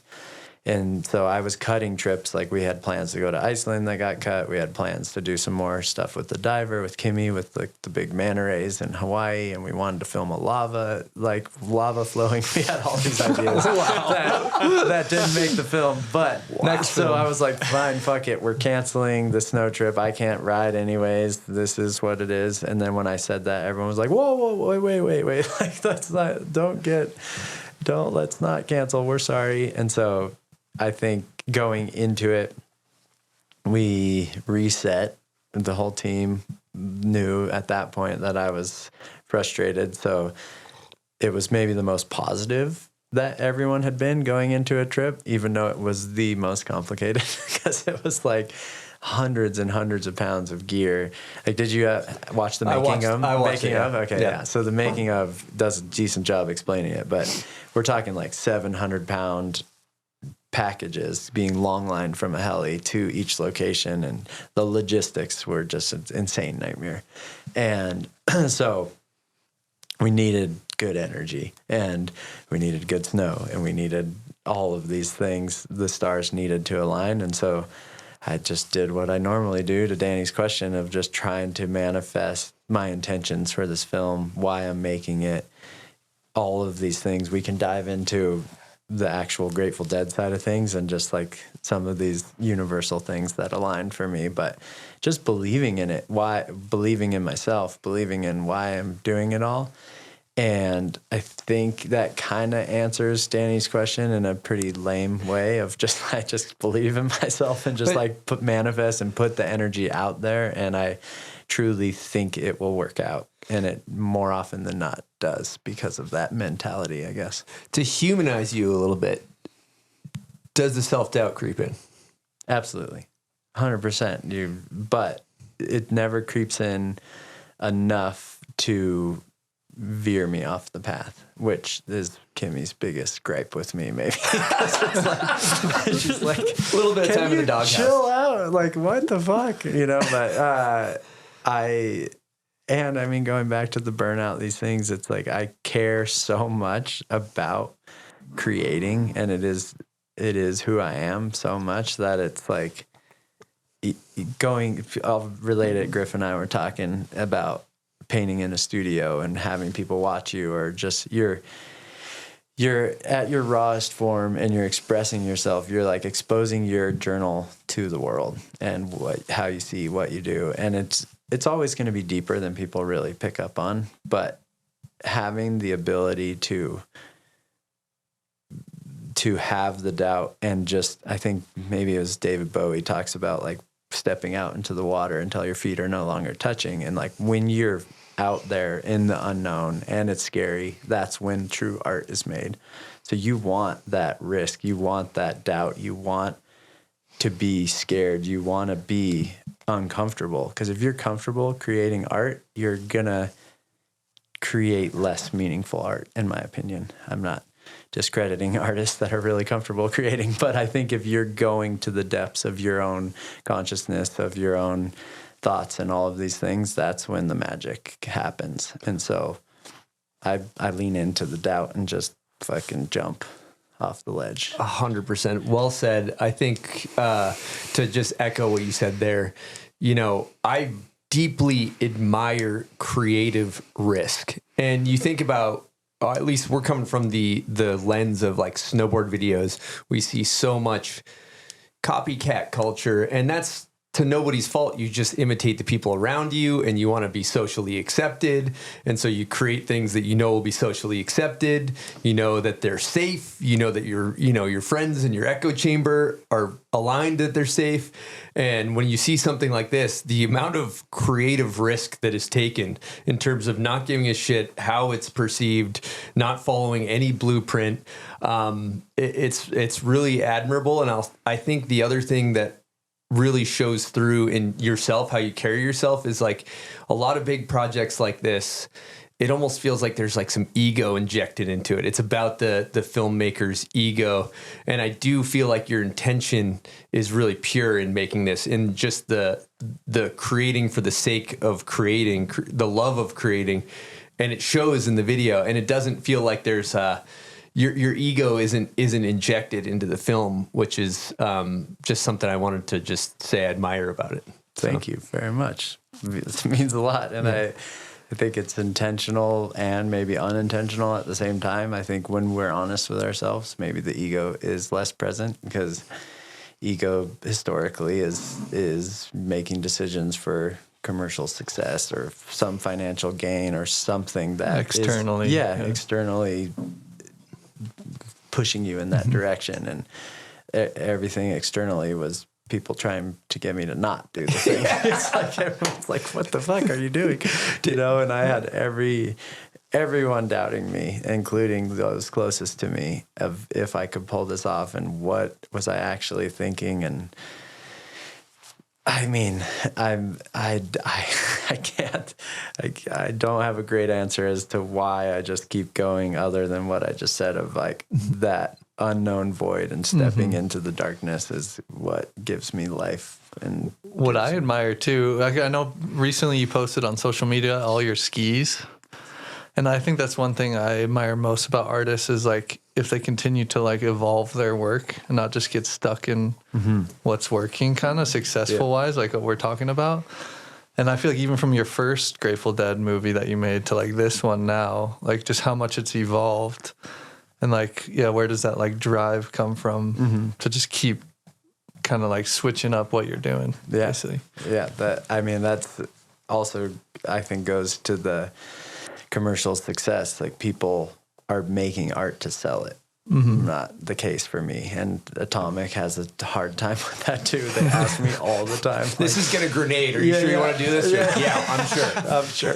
They just want me to like, they highly, highly, highly suggest that I go like the more illustrative route or things we've done before. But I'm like, this is all an extension of me and how I see the world. And I think exploring art, like you have Bob Dylan still touring. People walk out of his shows all the time, get pissed off that he doesn't play his old music, whatever, or Neil Young, same thing. Play the hits. Yeah, that's just, they want the hits. They want the thing that worked as fans. And the artists that never cave are the ones that just feed my soul. And I love that so much, of just exploring what art is and still creating new work. I mean, they're in their fucking 80s now, still walking out on stage, playing shit. Like, I go see Van Morrison every time he plays, too. I love Van Morrison. I went to a show that was all... Well, that's not... Sorry. Nice ringtone. Silent. Thank you. That's my wife. She knows better. But you can put it on speaker. Should we? Yeah. Let's do it. Okay, you're on speakerphone on the bomb hole. How we doing? Oh my God. What are you doing? Answering your phone.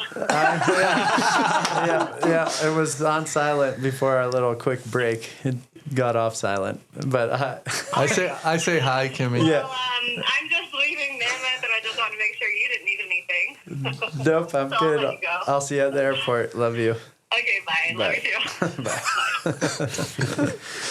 God Okay, bless let's go Kimmy. back to silent. Mom's shredding. Oh, you know what? I am on silent, but here, I'll tell you a story. We'll get back to the film. The Do Not Disturb really became complicated when our child almost died. Oh my God, I forgot about this. Thank God Apple changed that. I was, when Koa's kidneys failed, which I'm sure you need to listen to Kimmy's episode again, but she probably talked about it. I was in Colorado, and my phone was on silent because I was sleeping, and she called me like 1,000 times because she's getting life flighted and freaking out, and she's in an emergency. Man. She called all my friends. Everyone's Do Not Disturb was on. And she's like, this is insane. I cannot get a hold of my husband. And so they now have a feature where you can choose people that break through the Do Not Disturb. Wow. And she just broke through mid-podcast. Sorry, listeners. Hell yeah. Yeah, so. Glad you took the call from Kimmy. Oh, yeah. There we go. And the saying, you know, the old saying, it's like behind every great man, there's like a way greater woman. I feel like Kimmy embodies that well. Oh yeah. I don't know if that's the exact figure, but you know what I'm trying to say. Yeah. Word for word. None of the things we'd be talking about today would exist without her support. 1,000%. She needs the mega air. Oh yeah, you still do the air horn? The air horn. We got a new system where it takes me a while to get to the air horn. It always takes so him a long it time kinda now, so he like- shies away You should from give us it. a non-AI one from yourself. Hold on, no, we're gonna do Just recreate A it. beatbox one. I got an air horn for Kimmy. Yeah, Here we get go. 25 seconds or so. There it is. There we go. Good. Good God. Dude, the man who made the film, Tyler Hamlet, also has a question for you, so we're going to hit that. Oh, damn. Hey, Chris. Tyler Hamlet here. And Bombhole, thanks for having me on as a guest question. It's a huge honor. What I was curious to know from you, Chris, is how you make these choices in life and sort of what's going on behind those eyes in your brain of decision making and taking these risks with these projects. Wondering if there's any kind of insight you could share with us on your decision making so that us common folk can aspire to greatness. Thank you. We're all trying to figure it out here. We're all trying to figure out how to get what you have. Oh, thank you. We're tapping in. I appreciate that. We'll just say it's Paul Stamets. Just go straight to host defense and just ingest. No, I'd say thank you, Tyler. I think my success I have to give that man. You don't have to go back to the air horn thing, but he deserves, because he made Butterfly in a Blizzard. He's been such a massive part of my life, and behind every good creative, there's that woman or whatever partner, helping them succeed. And then also, he's my, what did someone call him? Maybe my creative translator. It's like to be able to have the filmer that can actually mine out all the shit I'm telling him all the time. Because from a 30,000 foot view, yes, I have an idea, and that's every artist. Like, you approach the canvas and you don't really, or at least I don't know what I'm going to create, but I know I'm going to be in the studio creating and doing the thing and using a lifetime of skills to get to the end result.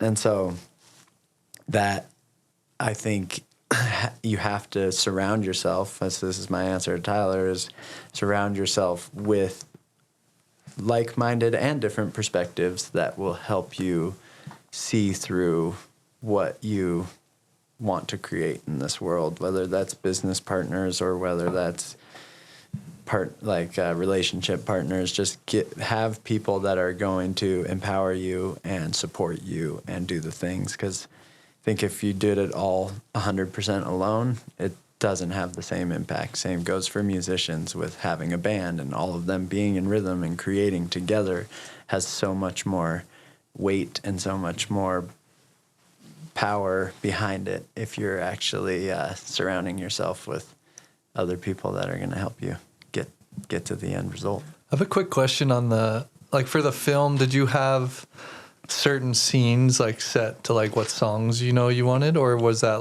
later afterthought? It was afterthought. I of course have songs that I like, and my fellow Dead fan over here, there's ones that work better with certain sports for sure. Faster pace. The Dead are not traditionally a very fast paced song for my punk rock listeners and friends.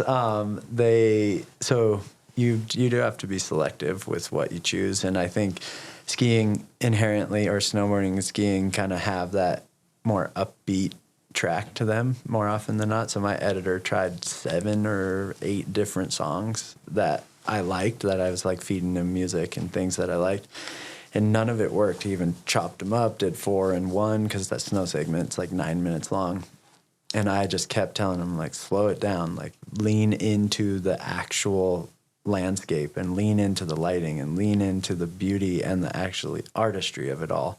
And that's when he peeled back, and we did that Cornell 77 show. We have Morning Dew is our opening, or our snow track, and it's very slow and it's very beautiful, if you will. And so I think, to your question, it was having songs that I like, having songs that you think will work that didn't work, and then I'm so fortunate because I'm tied to the band in the way that I am. I was working with David Lemieux, who's the Dead's archivist and legacy manager.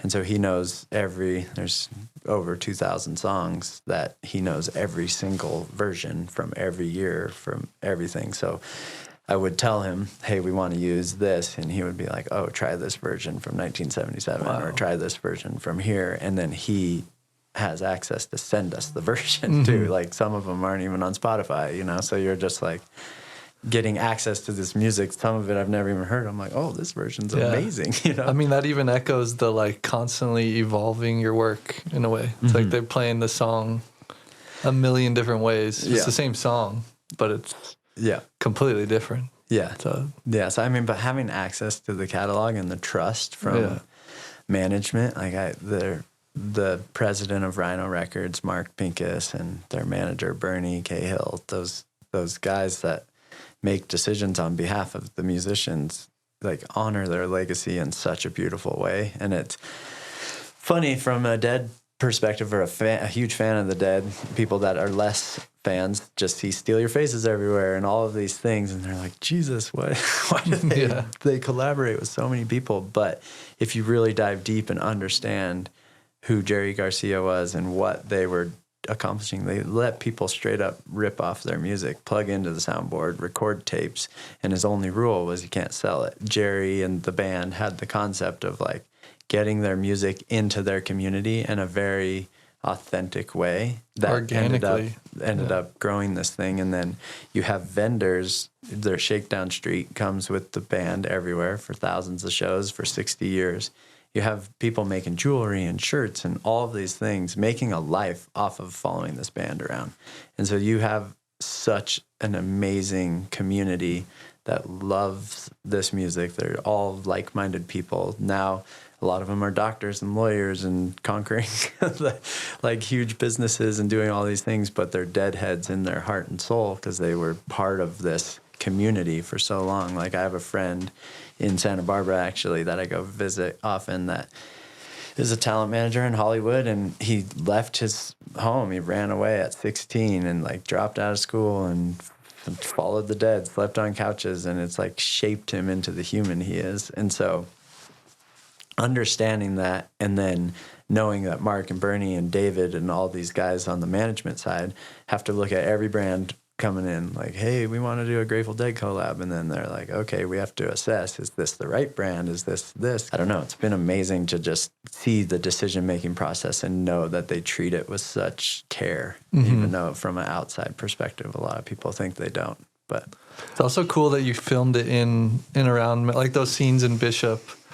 Because like they're kind of like a defining American band, and they like are one of the pinnacles of like California sound. I feel like, and I don't know, it seems like you did it justice in the. I appreciate the film. Yeah. That was a heavy weight on my shoulders for sure, of just carrying the honoring the legacy of 60 years, and then I mean, I got tapped into the skis behind me have the 60th logo on them, but I was given the opportunity to create their 60th anniversary logo, which is just insane. And going to the San Francisco shows, seeing that logo throughout the entire city. And I mean, they put that logo on race cars, and they got honored at the Grammys as People of the Year. And just seeing the 60th logo have a life of its own, knowing that I got to create something that honored this band and just be along for that ride has been a major trip.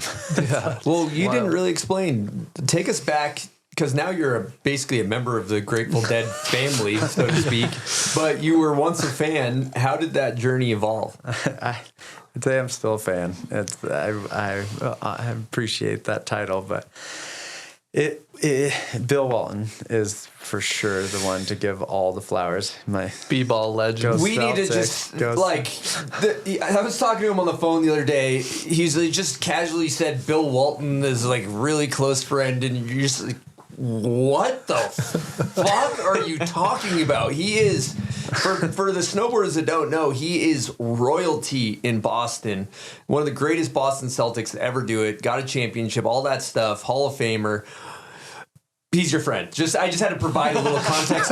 Somebody's like, oh, who's Bill Walton? Like, my dad's hero is Bill Walton. You know what I'm saying? How tall is he? Like 6'8"? He claims 6'9"? 6'11", but I think he's 7.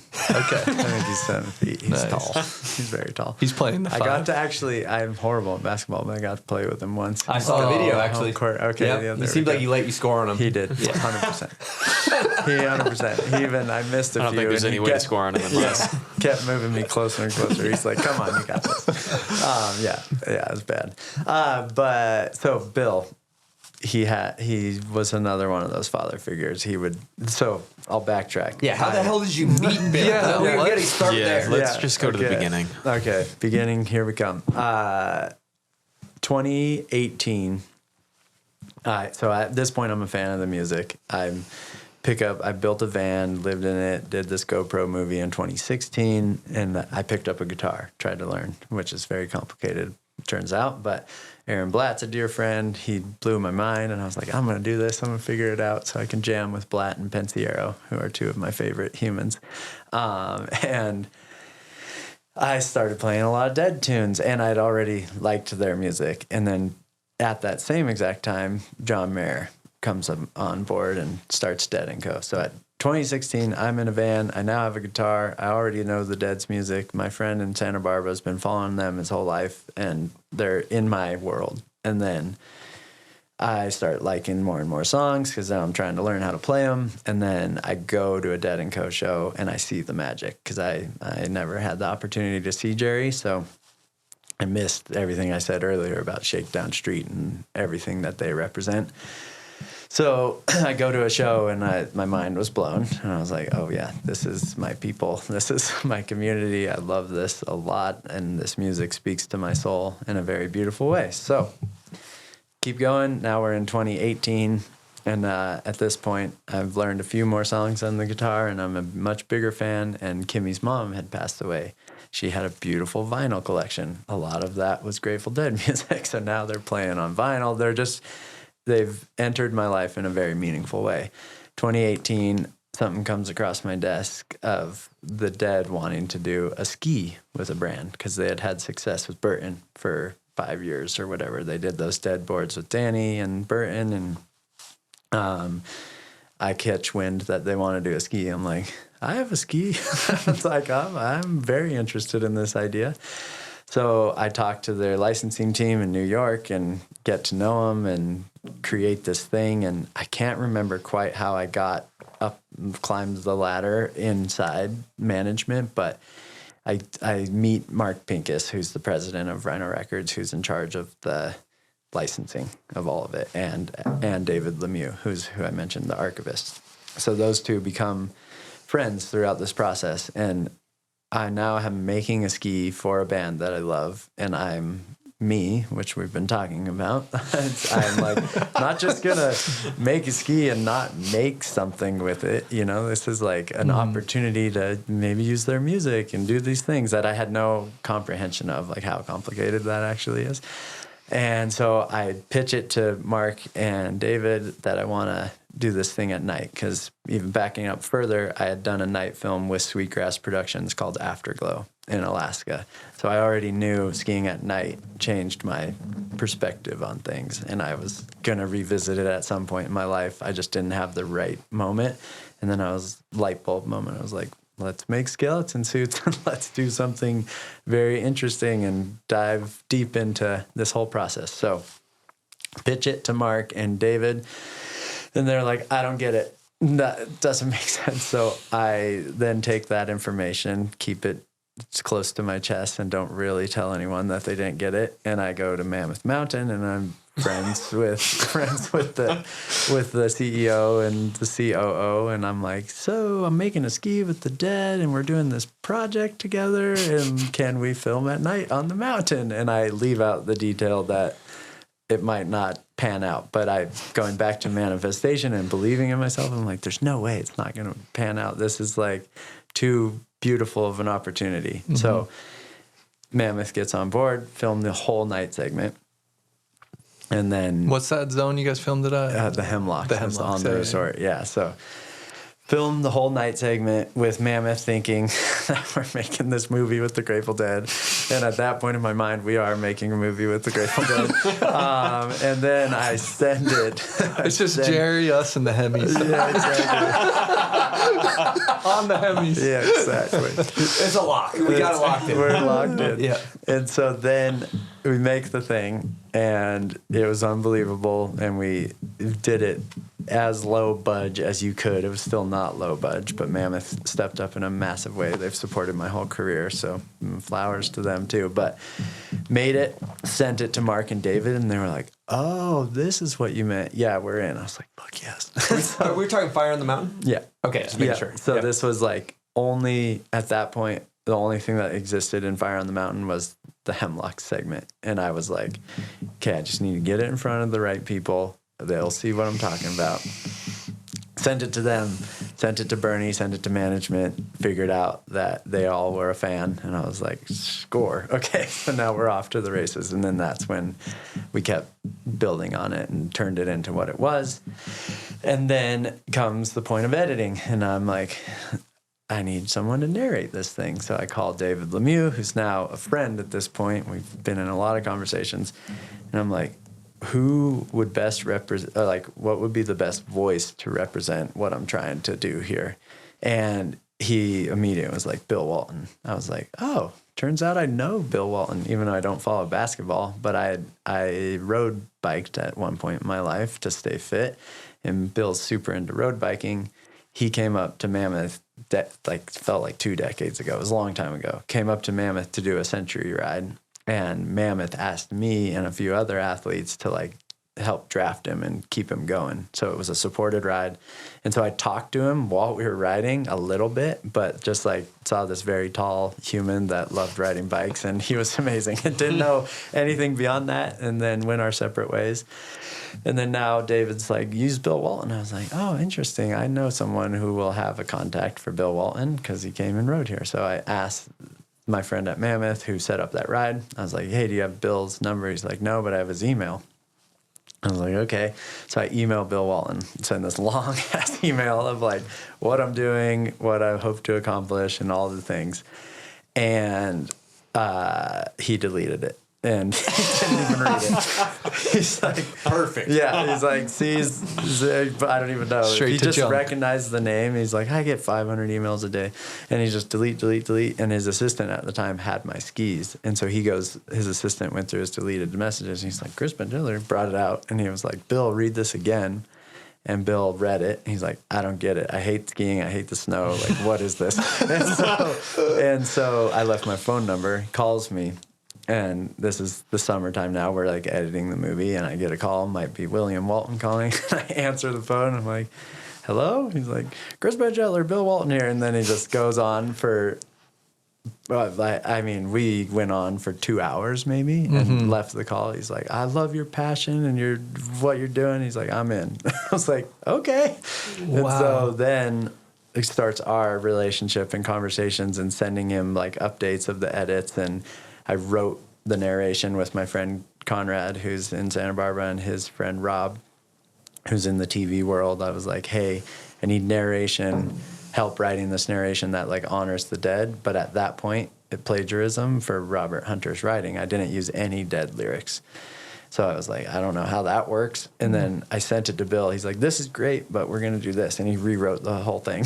And so he took the elements of it, but it was like straight up just dead lyrics the whole time, just the way he spoke on basketball games or anything. And I was like, yeah, I guess if Bill Walton says it, like, it's family. They're cool with it. And so he rewrote it, read it. We became closer friends and just off to the races, did the film. He loved it. Came to the world premiere. We did the world premiere in New York at World of Macintosh, who did the wall of sound for the dead, their Macintosh speakers. Wow. In 73, 4, I think. We did it in Soho at their, like, it was a house, but like all built out Macintosh thing. And he invited Mickey Hart, who's the drummer. And so now we're showing this film and the management is there, but at that point I hadn't met any of the band members. And Mickey Hart walks in and I meet Mickey and his wife and we talk, and he watches the film. Me, Rob Machado, Bill, and Will Welch, who is the editor of GQ, editor-in-chief, are doing a Q&A. And Bill kicks off Will, who's like moderating it. And he's like, Mickey, get up here, and brings Mickey on stage. And then we're like having a conversation with Mickey about this film, about the band. The next day, they're playing a show at Nassau Coliseum, and it was Bill Walton's birthday. So got to go to the show with Bill, and then all of a sudden, me and Kimmy end up backstage with Bill, and it he just pulled me into his world and under his massive wingspan and treated me like family. And I think with that kind of validation, then the band trusted me, and I got to meet people and became friends with Mickey, and it's unfolded into what we'll get into more with this latest film. But wow. Yeah, Bill was a beautiful, beautiful soul. And he pick and rolled you into the band. Right into the paint. It was, I mean, it's incredible. And then becoming friends with him and like doing a little bit of homework at that point, I was like, oh wow, this guy was real good at basketball. Yes, he was. Yeah. So then I learned a lot more, and still never talked to him about basketball really, other than small talk. But it was just, I think that's why we worked so well. It was, he'd call me like during X Games, because he didn't know about skiing either. He'd be like, Chris Benchetler, leave me a message. I'm watching X Games. Are you in this? Just like the best voicemails for years after, you know. And then we ended up making a 60-minute special for ESPN, which was amazing. And we got to go to his house and film him, and he, same thing, pulled me under his wingspan. It's like, here, we're going to do this thing for ESPN, and it's just straight to the top, to the president. It turned into like a whole making of the film. And then fast forward more, Mickey Hart calls Bill and was like, hey, I want to use Chris's footage from Fire on the Mountain in our final tour, which this was in 2022. Final tour was in 2023. And so Bill and Mickey call me, group call. I'm like, hey, guys. And so Mickey explained for Drums in Space, he wanted to use new footage that hadn't been seen before from Fire on the Mountain. I was like, I don't have new footage, but turns out I've been wanting to turn the lights back on, and went through, life didn't allow me to. Ever since 2019, we released Fire on the Mountain, I wanted to make another film, and everything we left on the table. So had I had it my way, I would have made Mountains of the Moon much sooner. But the universe does its thing, and we have, Koa's sickness, we have Kimmy's sickness, we have life happen, and it wasn't the right time, but I was creating concepts and painting and getting these things ready for one day, knowing I was going to make another film. And 2022, Mickey Hart's on my phone, and he's like, we're going on tour. I was like, I don't have new footage now, but I've been wanting to turn the lights back on.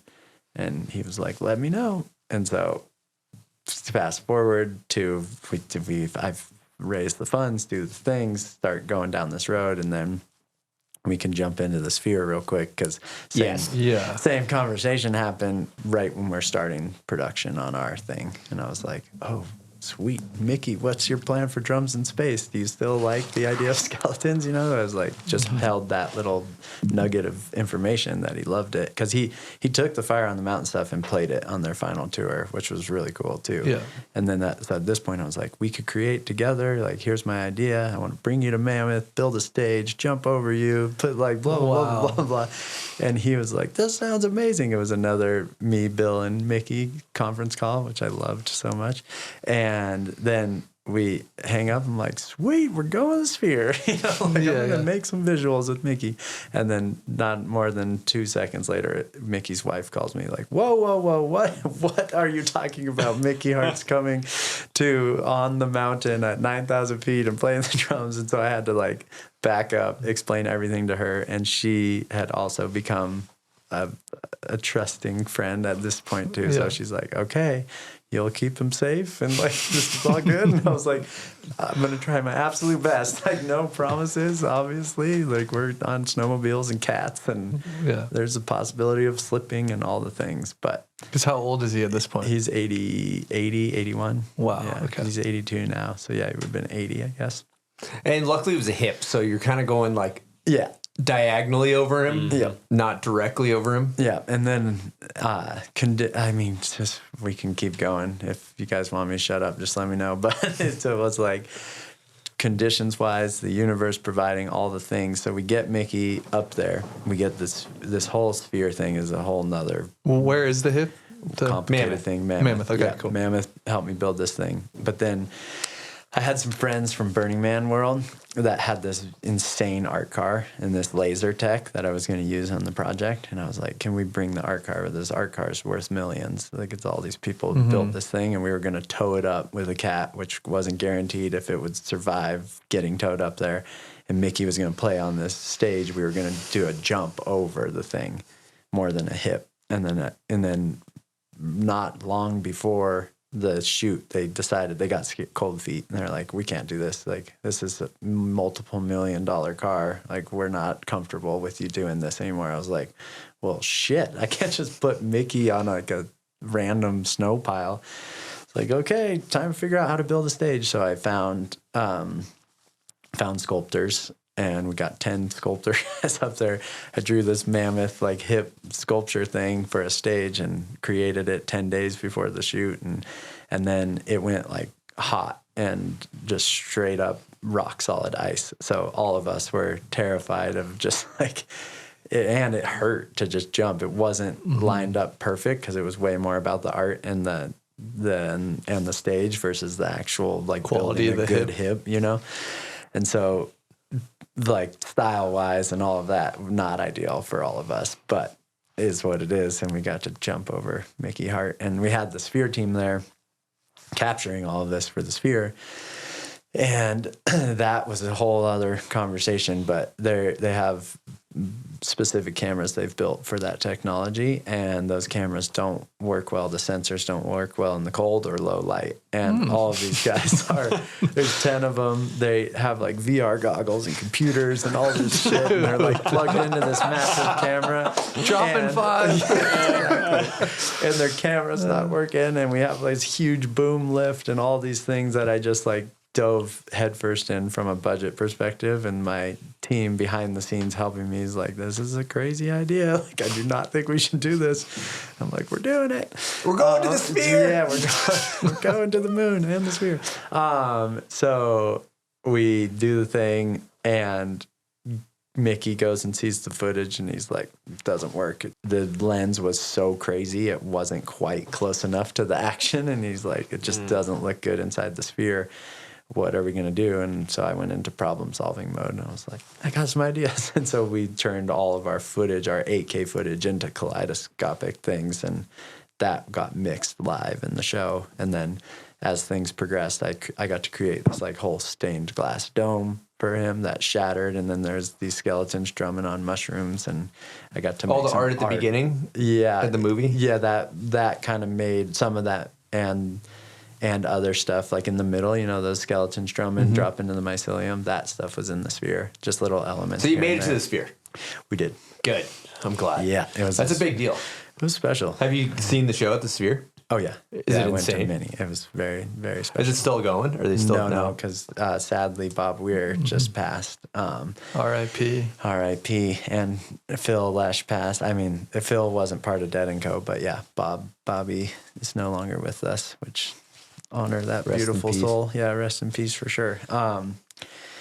And yeah, they played 48 shows or so, so I went to quite a few of those. Hell yeah. For sure. It was special. And because of that, a little sidetrack led into more relationships. There's the ones who create the visuals for the band is Treatment Studios, which they're amazing humans and very, very talented. And they do, like, I might botch this, but the founder is the creative director for U2, and then the other founder worked with the Rolling Stones for decades, and they're like very deep in the music world. And so they created all the visuals for U2 in the Sphere. They created the Eagles. They created the Dead, now Metallica.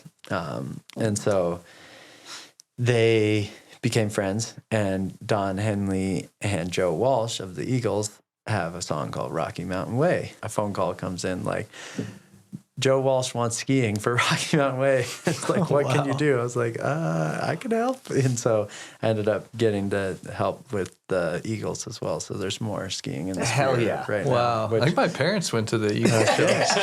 They say it's a good show. Yeah, they did. Yeah. My parents were like amazed by it. They must have been real amazed with the skiing. Right? Oh, yeah. No, just kidding. Kimmy snuck in there too for that one. We did some things that. This guy's just a regular at the Sphere. He's got the backstage pass. Yeah. They should start the Eagles show with the Big Lebowski thing. Like, I hate the fucking Eagles, man. Incredible. Pretty amazing. But yeah. Have you allegedly or anyone you know maybe experimented with some psilocybin and then gone to the Sphere just out of curiosity? Yeah, it's been dabbled with many people I know for sure, and maybe personally. It's under your seat when you sit down. Yeah, exactly. Yeah, included with ticket. It's shockingly not that necessary. It's such like a experience. You're just like, whoa, this is insane. It's crazy seeing that thing level. from like outside it.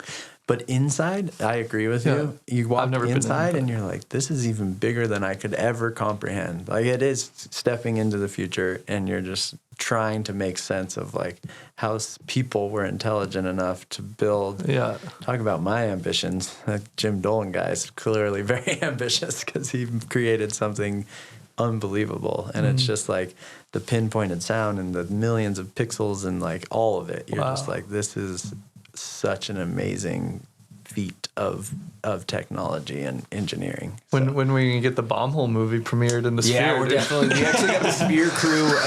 We were hitting this 15 stair down rail double in Pittsburgh. kink. Yeah, In the Sphere. we had the They whole had Sphere 15 crew. cameras out there. Yeah, it was a lot of computers and gadgets. It'll be good. We'll see it on there.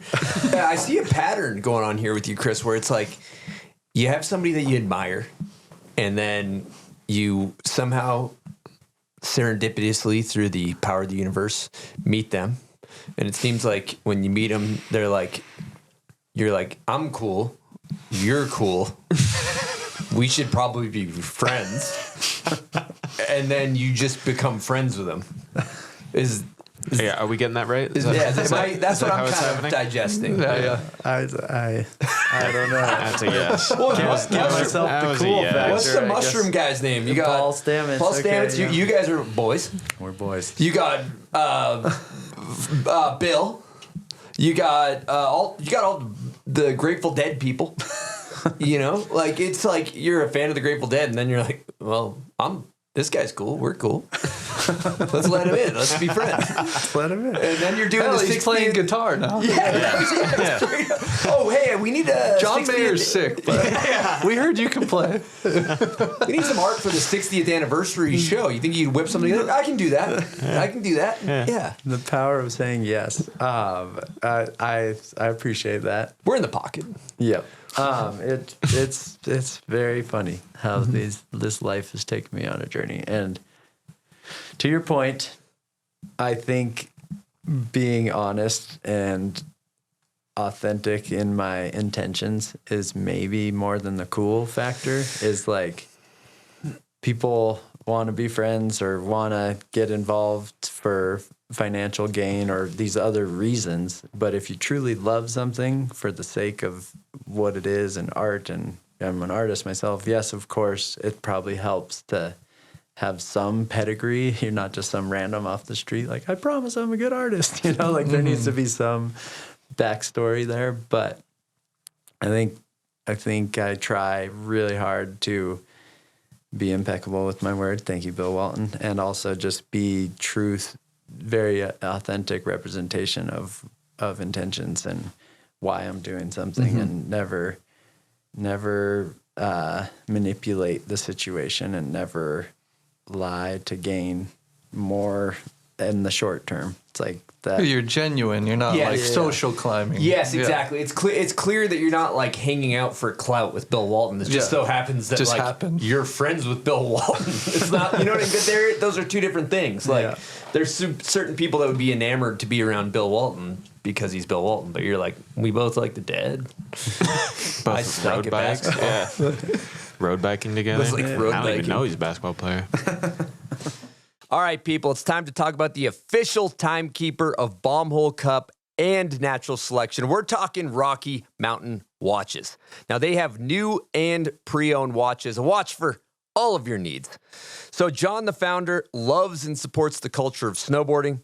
They align with athletes and adventurers that live hard and let their watches show it.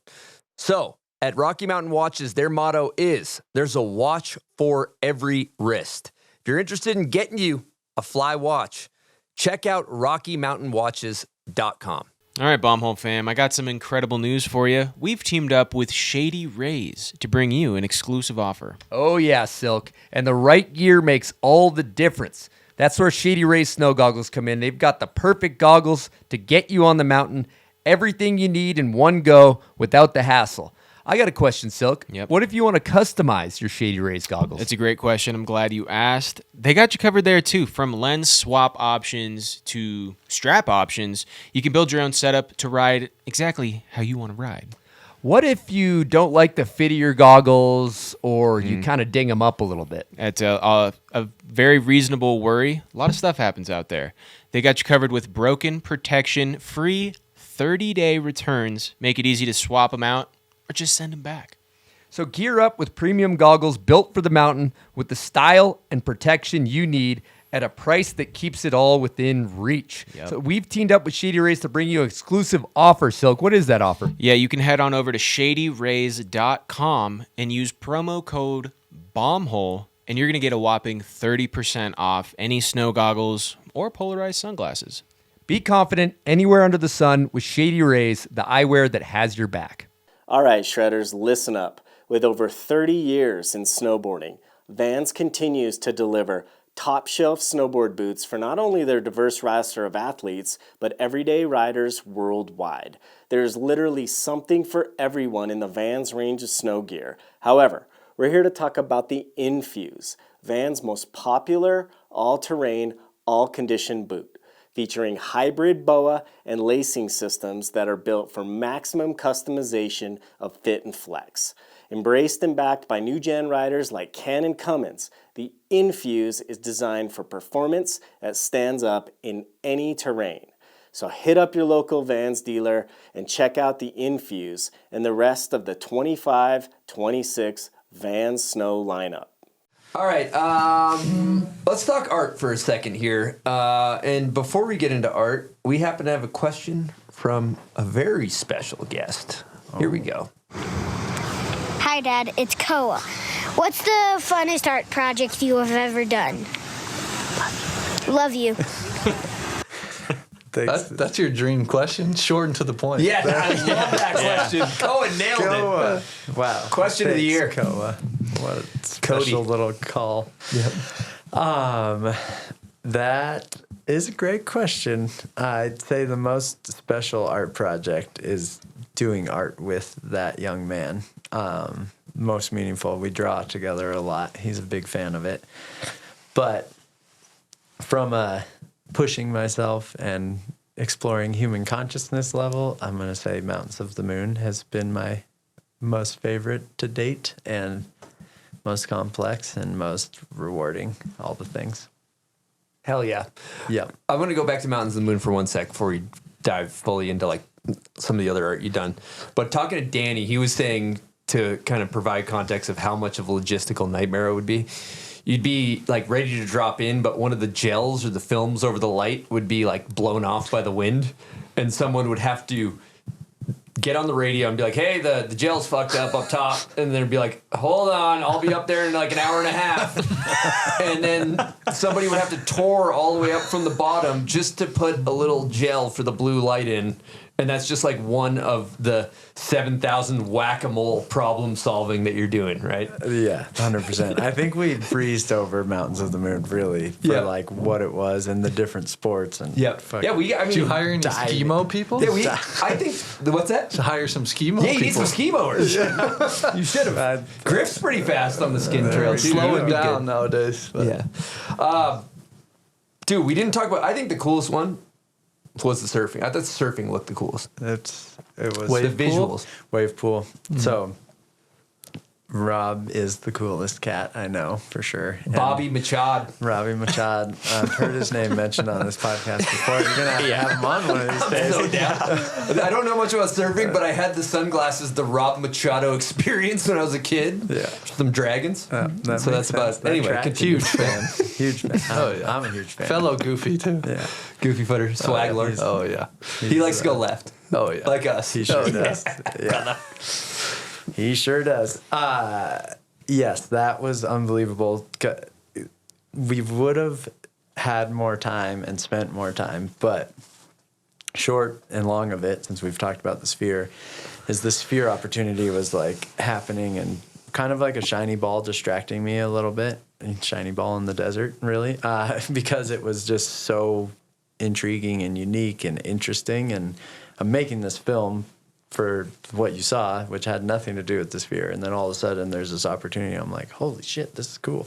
We should like lean into this. And so we talked with Kelly Slater's wave pool, all the management there, and kind of explained the situation and that we were experimenting. And I maybe didn't explain it as well as I should have. I don't know. That's a good, that tracks. It's a running theme with my explanation of this film. But we went immediately after the Mammoth shoot. So we're on like 20 days on. No one's sleeping. We're just like, we're going scrambling. To the sphere. You're in Lemoore. We're scrambling to get Rob now in the sphere in Lemoore. And so the lighting, that like the actual planning and scouting and all the stuff that's super crucial and important was happening while we're filming in Mammoth too. And shout out to your producers or whoever's organizing this. It was impressive. I have a lot of help.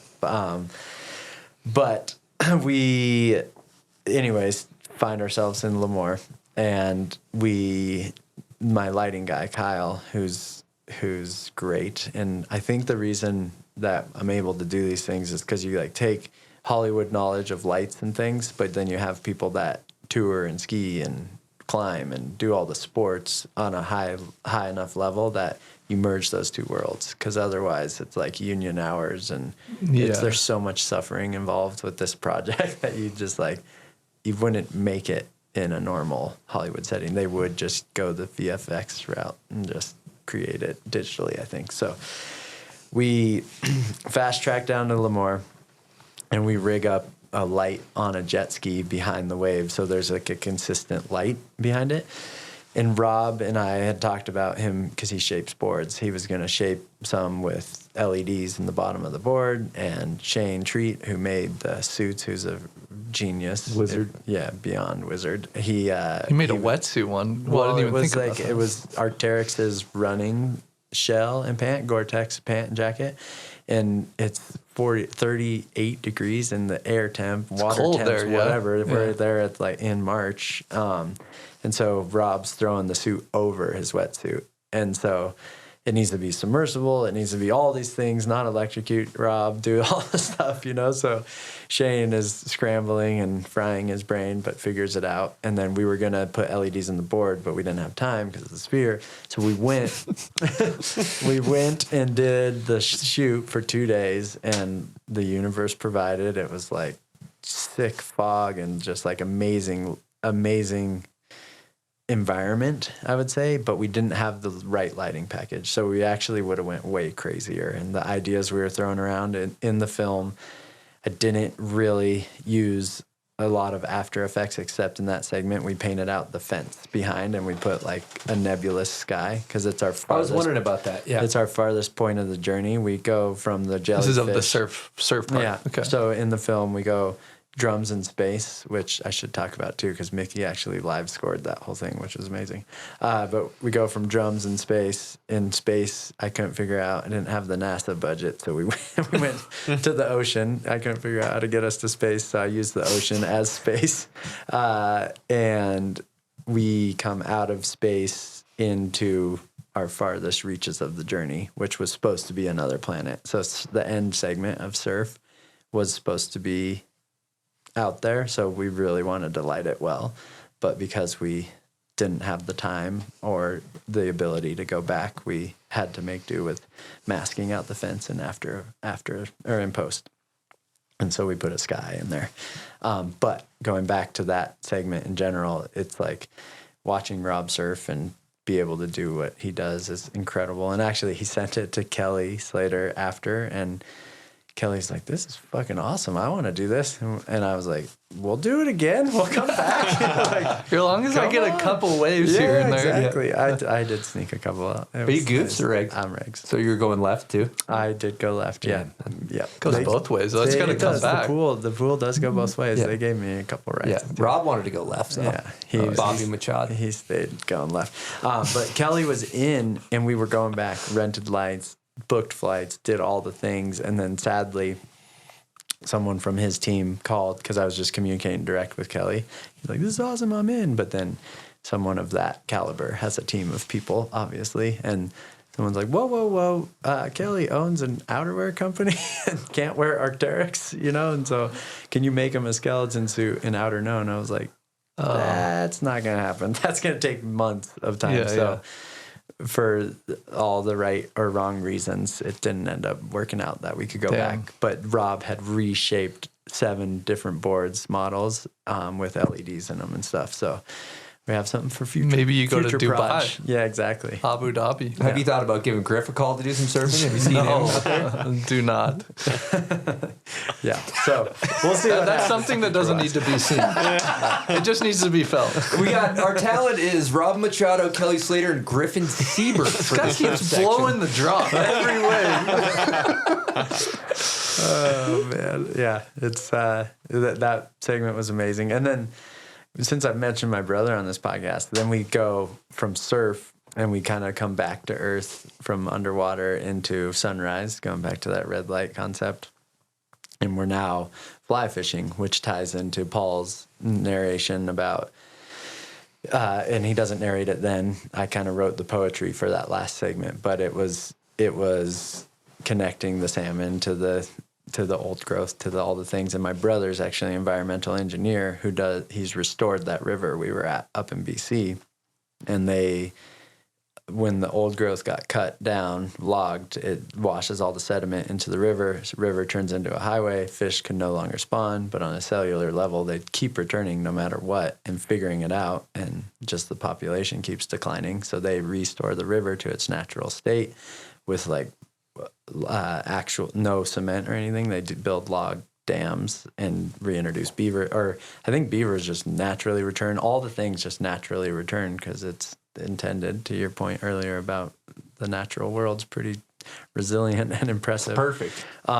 So we get my brother involved who's into fish, not rescuing, but what's the word I'm looking for? Anyways, he's into restoration and saving the fish. So we work with redfish and we work with the First Nations tribe and we work with my brother and on the river and have a whole beautiful sequence to take us back to reality. And you got the bear. That's not CGI. Nope. That's the real. Bear and the fish. Yeah. 100% real. Nice. Did that take a while to get? You're like straight nature filming? Like, all right, we got to find a bear. Yeah. We got to find a fish. How are we going to do this? We did get to cheat. So Red Fish is the nonprofit up there. Mm-hmm. Actually, Marie France works with them too, which is awesome. So her and my brother randomly work together occasionally.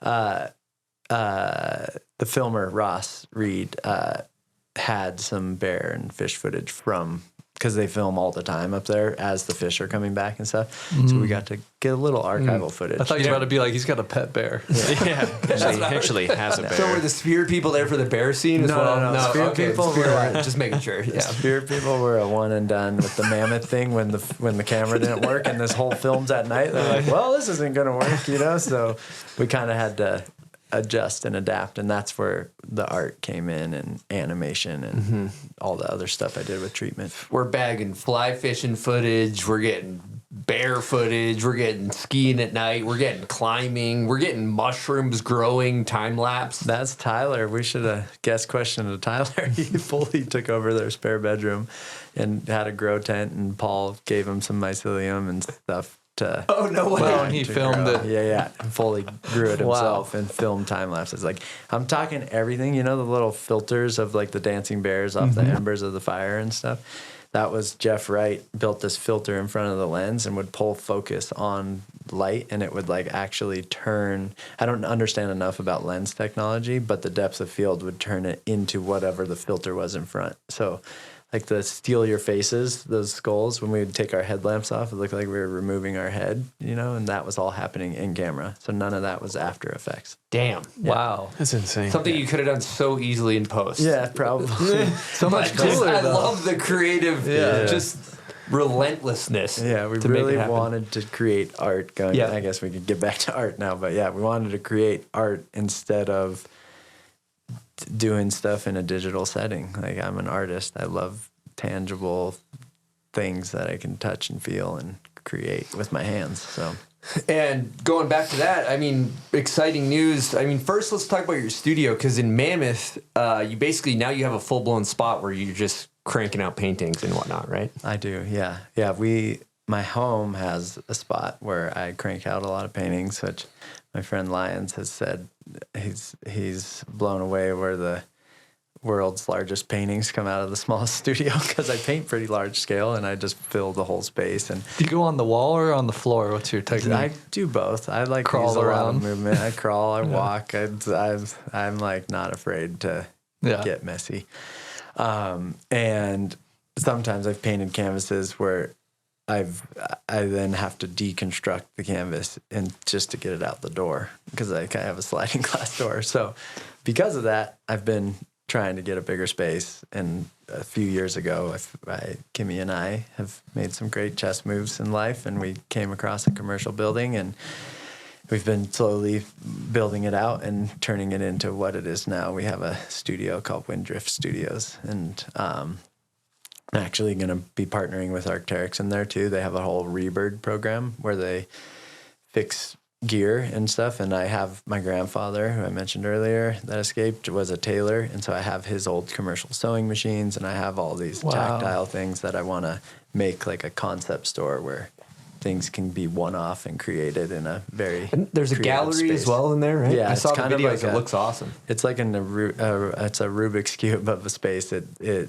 walls are like 15-foot by 15-foot doors. Scotty, same guy that built my van, master woodworker. He built these massive doors that are on magnet locks that open up, and it transforms the space. So the main studio you walk into, our gallery, that'll be kind of like communal gallery space. Right now it's my work, but eventually I want to have some other people. G-Biscuit? You better start creating. Nerve-wracking. Yeah, exactly. No, I want to create a very elevated experience. You go to these cities, you go to museums, you go to these places that have that art and that community and culture aspect, and Mammoth, in my mind, is missing it a bit. We have small scale things like the Mono Arts Council is amazing, but it's great for my children and like art classes and stuff, where I wanted something that's on another level. So that was the concept there. And then you open the door, it turns into a cyc wall photography studio, because that's how I actually shoot my art to then translate it to skis. Is I shoot it on like a white backdrop, and I have big paintings, so I need a lot of space to shoot. And then the other third of it has another door that closes off the whole section, and that's like my creative space. That's my studio now. So big old sink in there. Yeah, hopefully. big old sink. I even put a bathroom and a shower in there, so I can just stay and get as messy as I want and just rinse off and walk out. Yeah.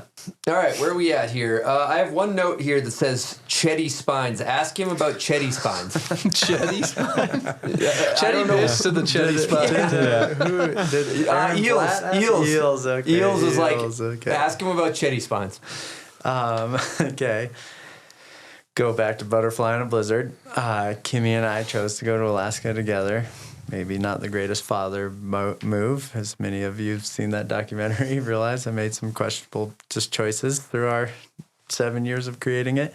I went to Alaska with Kimmy, even though it was her turn to go, and I probably should have stayed home. But we left our child with a nanny, and that was COVID was like just happening. And I went up there with Kimmy. Was going to me and Tyler went. Tyler was filming for Butterfly. Kimmy was filming with Eels. They were like going out doing the things. I think Danny and Ben, Ferg, all of them were there. And Tyler and I were kind of on our own thing, and we were just going to jump in the normal ship. What's the word? Client ship. Civilian ship. Yeah, we were going to jump in the civilian ship and get stuff because at that point I hadn't done any skiing because Kimmy was going through her thing, and I needed footage for sponsors, going back to burnout and feeling obligated. I was like, I need to do something, and the season's ending. So we go up there, and the civilian ship wasn't working out. So I throw down some budge and call in Jag, who's a pilot I'd worked with before, and we go private ship for 20. We have a 24-hour strike because at that point, Kimmy and I had the conversation like, you need to get back to Koa. It's like, copy that. I'm going. I'm here, so I'm just going to film real quick, and I'm out. And so Inner pal hound is called. So hit up an old friend, threw down for the private ship, and we went super, like, they were going to all the classics. I think, we were in Juneau, right? Did they say? I'm losing track of where we even were. Yeah, we were in Haines.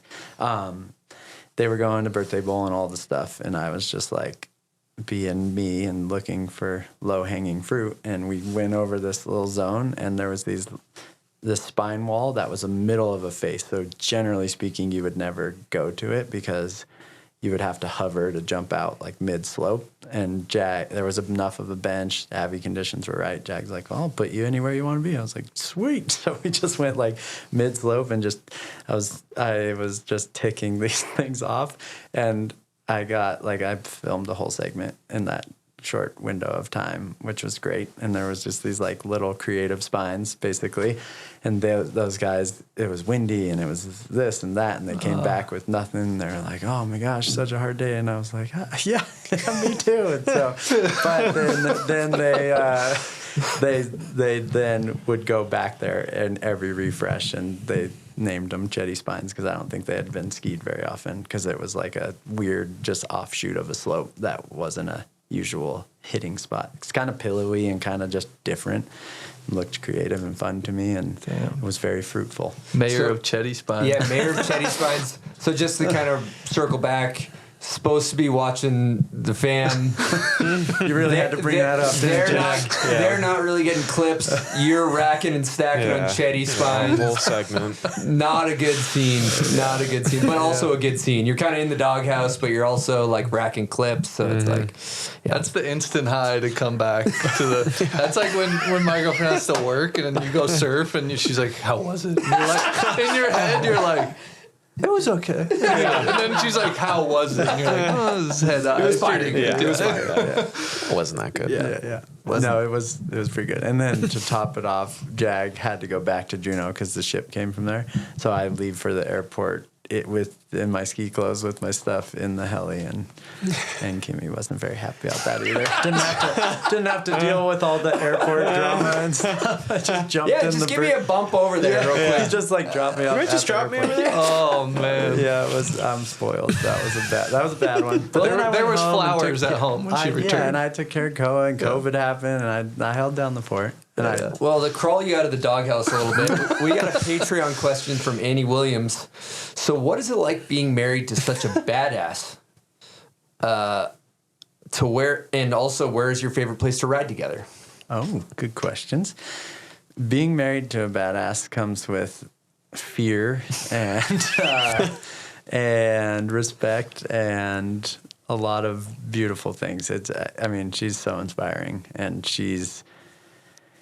you lose sight of it, of course, being in a relationship. And when I see her in being a mother or see her on shows like this or just like look back, I'm grateful. It's awesome being married to a badass, and it's very inspiring, and it's very complimentary to my ambitions. She can handle a lot, and she can hold down the fort while I'm running around making rogue decisions and filming late at night. So it's a treat. I don't know. Like I said it earlier, I would not be who I am without her, and I wouldn't be able to accomplish what I've accomplished without her. So thank you, Kimmy.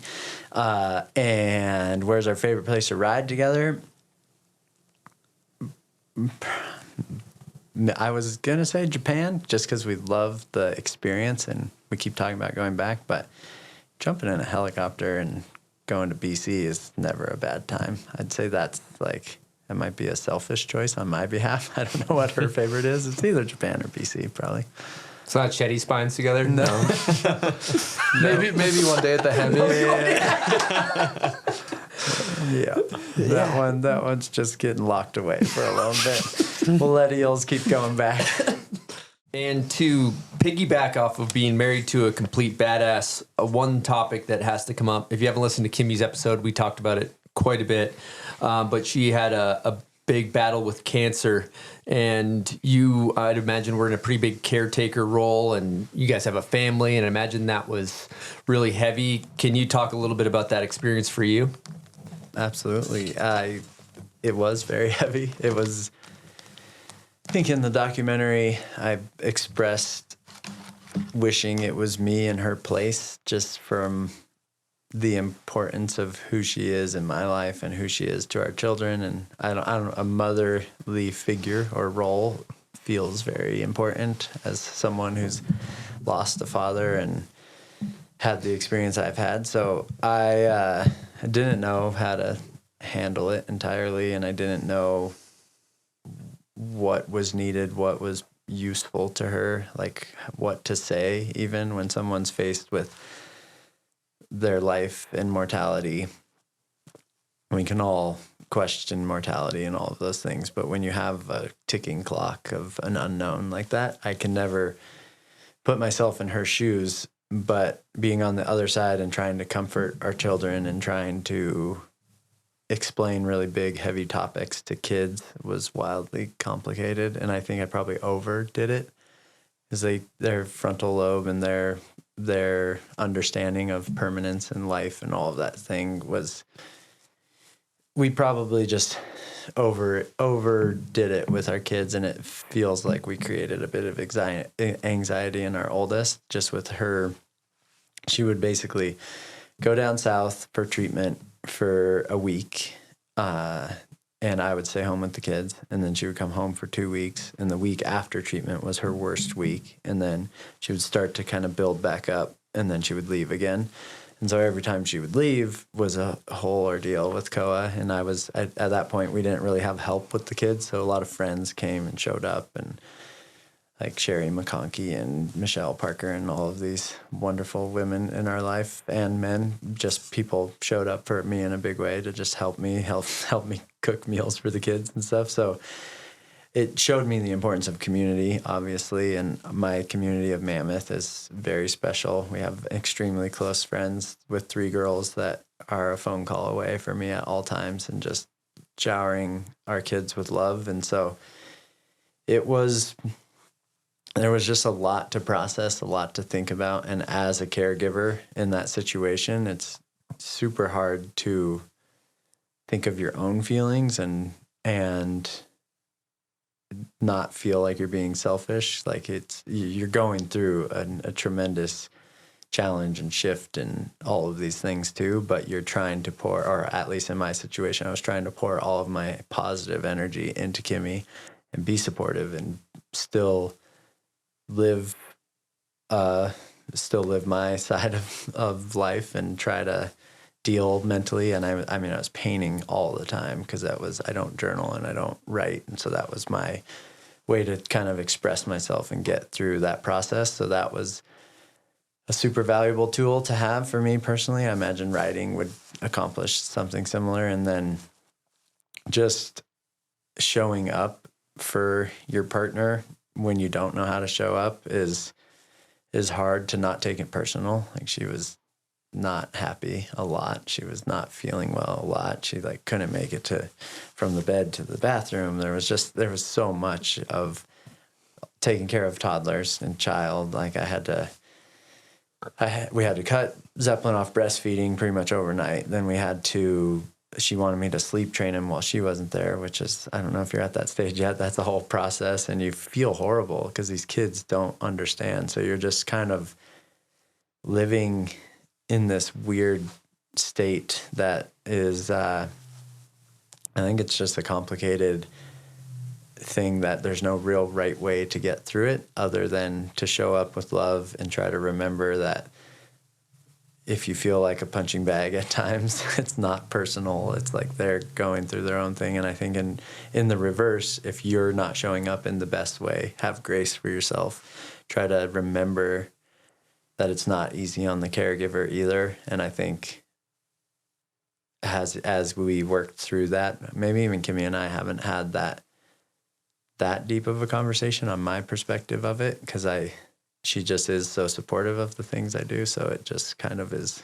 understood, but it's a process, and it's really hard, and it's a totally different experience than the person that's sick. So I think just having grace for yourself and trying to do the best that you can to be there with love and compassion and support, and then also give yourself love and compassion and support is maybe the easiest way to get through it. Well said. Really well said. And to add to that too, what I heard in there is like painting being a huge healing modality for you. And those things sometimes we don't view, like you could say snowboarding, you could say skiing, you could say painting, like they seem like recreational things to do, but I do think they're overlooked as like truly healing modalities, even though they are.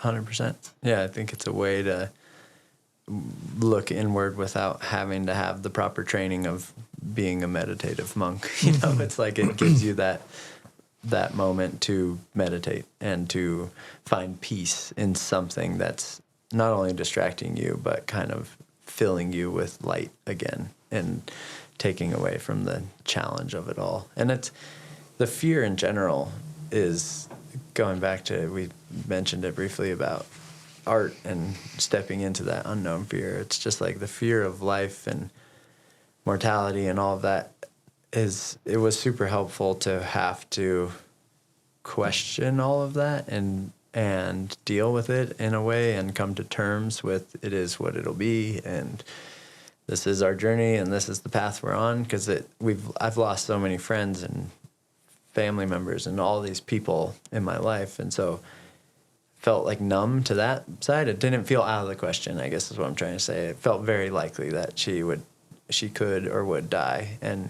that was going to be what it is, and I was going to be raising these kids by myself, and I would just have to figure out how to do that and lean on my community and just get through, but still with inspiration and finding the light in wherever I could. Dude, that's so heavy. Yeah, heavy. Really heavy. And it's interesting because in those situations, everyone's like, how's Kimmy? How's Kimmy? How's Kimmy? How's Kimmy?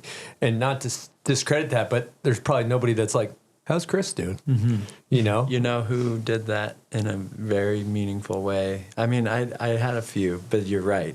To validate what you're saying, it's for sure, because it makes sense. How is Kimmy? Yeah, totally. No, 100%. But it's really hard on the partner as well. Yeah. Rob Machado was like a weekly, sometimes daily check-in, which was amazing, and Jeff Pensiero. And I had other friends, but those two like come immediately to front of mind, just like so focused on understanding what I was going through and not like doing anything about it, but just like making sure I was okay, you know? And that's like, it shows the importance of those. And I would view both of those as other father figures or other mentors. Like both of those humans are, once again, how I explained losing my dad and placing these humans in my life that are helping me navigate and just be on the path of this journey. I want to open up another can of worms with death, because I personally don't mind talking about death, thinking about mortality. It doesn't really bother me at all. It's like I'm a little more inquisitive about it. I'm curious about it. I find that like when I've lost people in my life, it's been some of the greatest teaching. Like you learn the most from death probably out of anything, like in terms of life experience. You've experienced a tremendous amount of death in your life. What would you say has been a takeaway from, obviously there's tremendous grief, but just losing loved ones? I think you said it really well. I think I've taken away that nothing in this life is permanent, and to live as close to the source or as plugged in to inspiration and seeing beauty. I mean, it's so easy to take a negative turn and go down a dark path for so many people for so many different reasons. And finding the thing that's going to bury those feelings, whereas accepting it, letting it teach you, letting it show you that all of us are going to go at some point, and what do we do with our time and our energy and our being while we're here, and how do you show up for others, and how do you give to your community, and how do you kind of put yourself out there in a positive way that's going to give someone hope or inspiration or all of these things. And so it's shined a bigger light on that, of like trying to just do things that are quite out of this world, which clearly I'm making a big effort on, like pushing myself creatively and human consciousness, all of these things. I'm trying to go as deep as I can with the time I have on this planet. Well, to lean into human consciousness, I'm going to go even deeper. What do you think happens after you die? That's a great question. I think the spirit is close always, and I don't know if I really think of reincarnation entirely at its source, but in terms of like my father, I see ravens a lot. There's things that show up in my life at certain times, or certain people, and I absolutely think that their spirit and their being is in that realm. And I think the process of life and death, I guess it's just, I view it as energy almost, and it's putting that energy back into the universe. And so, and all of this energy is cycling through us, cycling through the plants and animals and all of these things that's kind of creating our existence. And so in that sense, I do think it's reincarnated, but not necessarily into another, like a collective human consciousness. Yeah. And it's that collective consciousness is shaping love, is shaping all of these things. And I mean, there's just unexplainable things. Like Koa was born early. He was born during a crazy storm. We didn't know what we were having. And I just had a feeling that he was going to be born on the day my dad passed away, because it was lining up like that. He was born on the day my dad passed away. It was a boy. It was all of these things. So I do not think my dad came back as my child by any stretch of the imagination. But in terms of just like that collective energy, it's flowing through all of us, and it's kind of just part of the experience. Yeah, well said. I love talking about that stuff. And I love the thing with death too, that you learn too. You go to some funerals and stuff, and it really hammers down what's important in life, I feel like, because you go to a funeral and it's really heavy. There's tons of grief. It's really challenging and emotional and all of those things. But then you kind of like, you go to a funeral, nobody's like, God, this guy was the best worker, or like, it's never about the things that we're concerned about in life. It's like, how'd they make you feel when you're around them? You know, were they a good friend? Were they there? You know, it's like, really just how did you feel when you're around them? How'd they make you feel? Were they a good person? It's never about the, like the accolades or the, you know, things like that. And it like kind of makes life a little bit more simple, where we tend to complicate it with our rat minds a bit. Absolutely. Yeah. I think character is vitally important to your legacy and like how you show up and what you believe, and for sure the time you give to people. Bill Walton gave a lot of that to a lot of people. He was just a massive inspiration on so many levels, and you're just like, that is a legacy way more than the basketball, even though that's cool too. Yeah. How you can uplift others. What a great example. Yeah. Yeah. Perfect example. Yeah. Hall of Famer, many revered for his basketball, but like to truly know him was even more inspirational. Yeah. And it's like so many aspects of life, the biking community, the dead community, the basketball community. He gave everybody time and everybody respect, and always kept his complications to himself. And he would say it all the time, I'm the luckiest man in the world. Like he was truly believed he was the luckiest man in the world, even though he'd had every injury and every complication and all the things. But yeah, character is an important thing to put your energy and thought into, I think. All right, cool. We're going to jump into hot takes here. Are you ready? I'm ready. All right. Who is your GOAT, both male and female? These need to be skiers. You're my choice. Silk? Yeah. Whatever. Yeah, there's no rules. Okay. Well, I mean, we're on a snowboard podcast. We did the video part. Yeah, I'll keep in skiing for this. I'll go Cont'd, Tovex, and Michelle Parker. Woo. All right. Who's one of the most underrated? Underrated skiers. I guess Nico Porteous, maybe New Zealand half-pipe kid. He won the Olympics. He's not underrated, but I don't sound like he's underrated. Sounds like he's probably on the map. Sounds like he's definitely on the map. So we need someone off the map. He's more of an artist now, though. So he's not. You're not not like really necessarily tapped into the new right. kids. You're out there painting.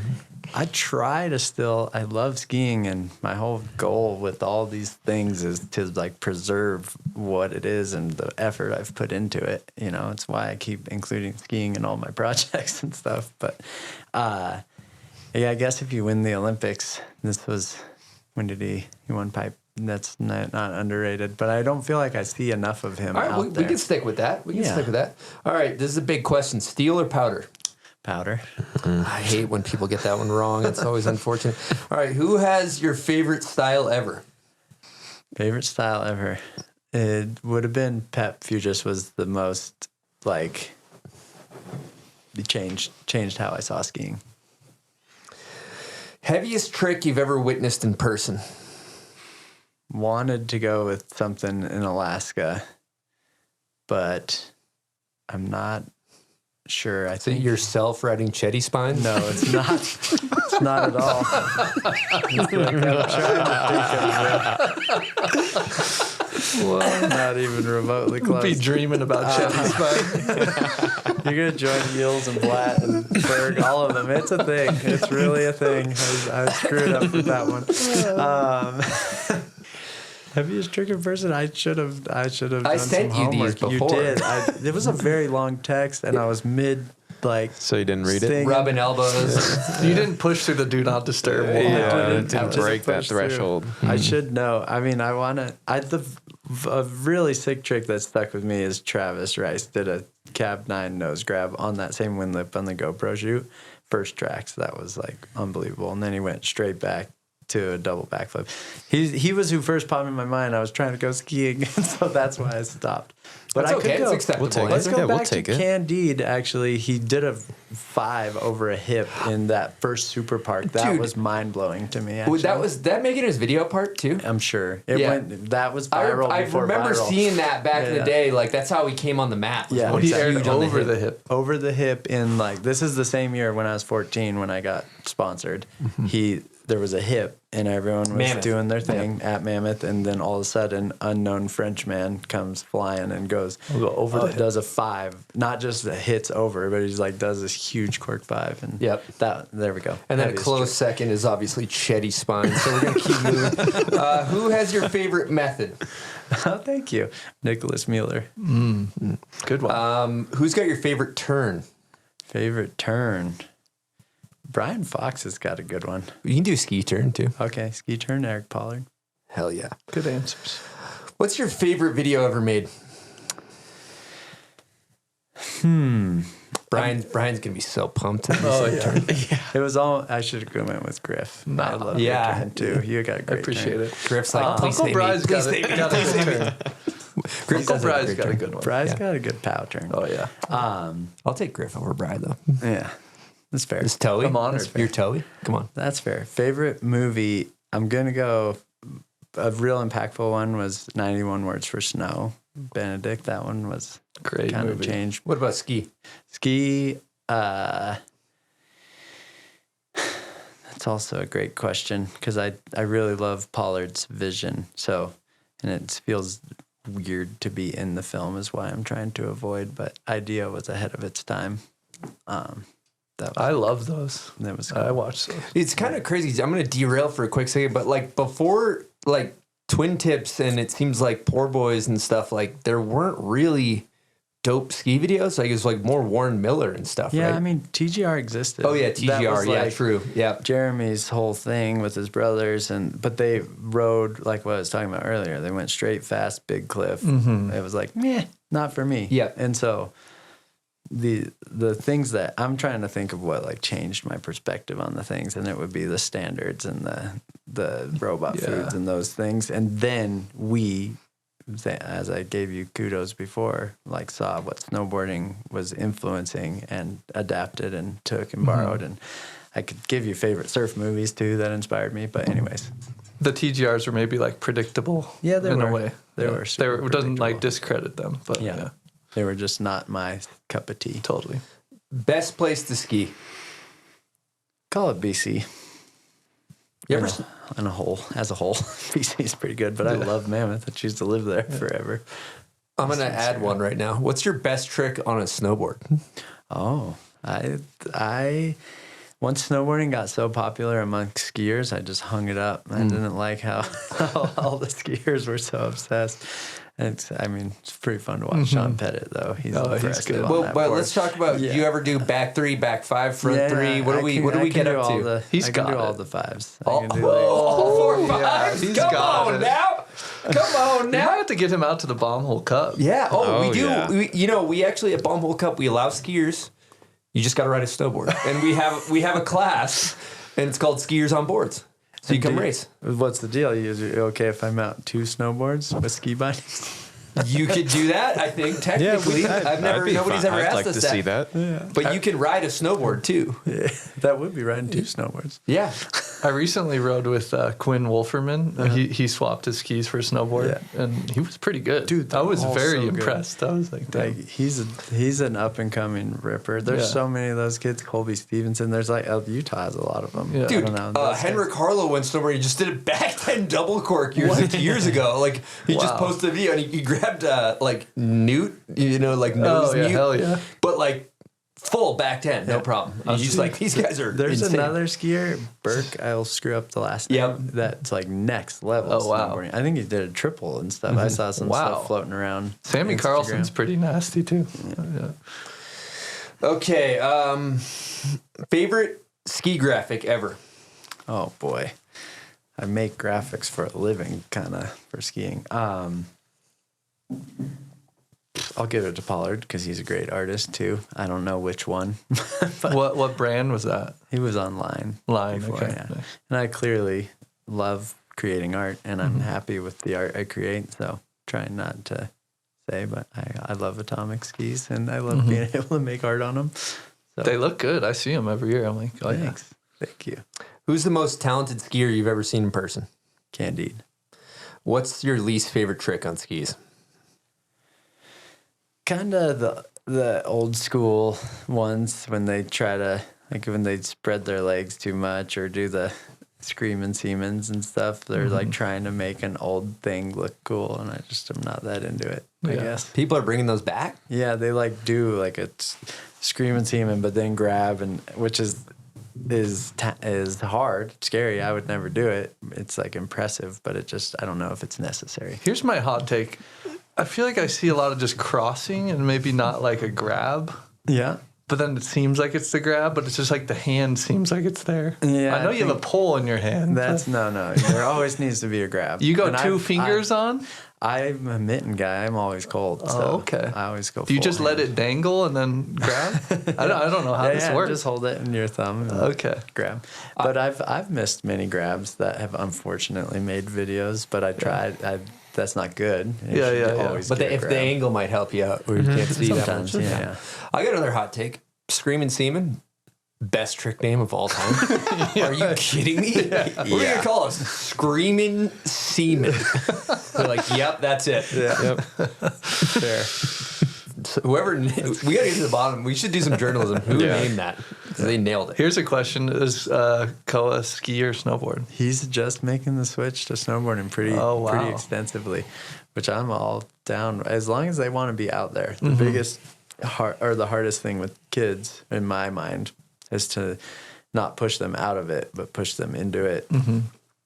And as two professional athlete parents, it's like, takes everything in me to not force them to go, you know? So Yeah. As long as he's finding joy, and right now he's finding it in Is he goofy or regs?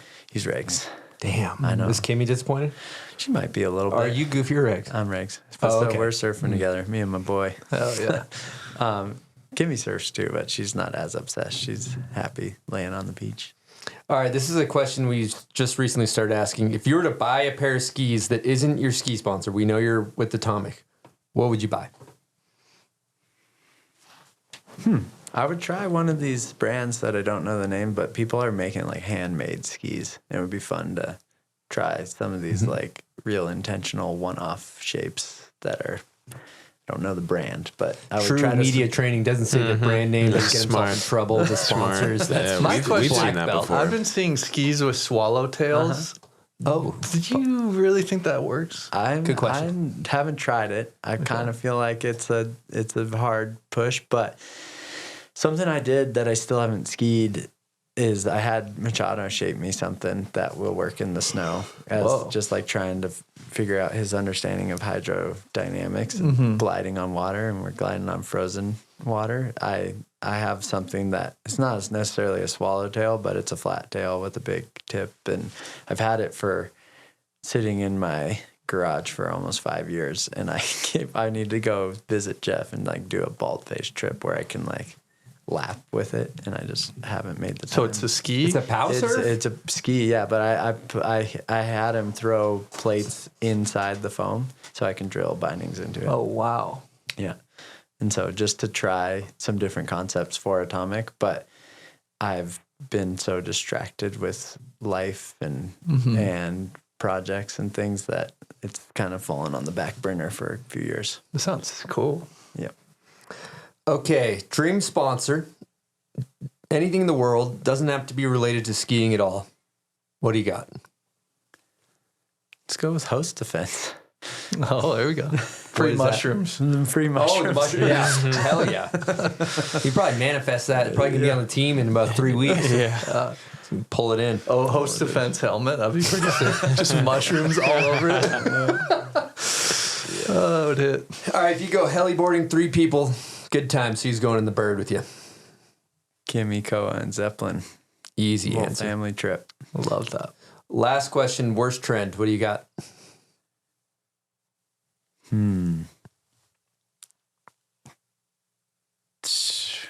Trying too hard. I think skiing has a track record of people trying a little bit too hard and losing their authentic self. That can be taken a few different ways, but stay genuine. Stay genuine. Damn. This guy's a wise shaman. Would you agree, Silk? Oh, yeah. Pretty wise. Very wise. All right. And then we also ask all of our guests about their setups. Can you walk us through what you're skiing? Yes, I am fortunate. I have kind of a quiver. I got multiple things, so depending on what I'm doing, but my powder skis like 120 under waist, which is the width, and 186 in length. And it's has my name on it, and it's got rocker.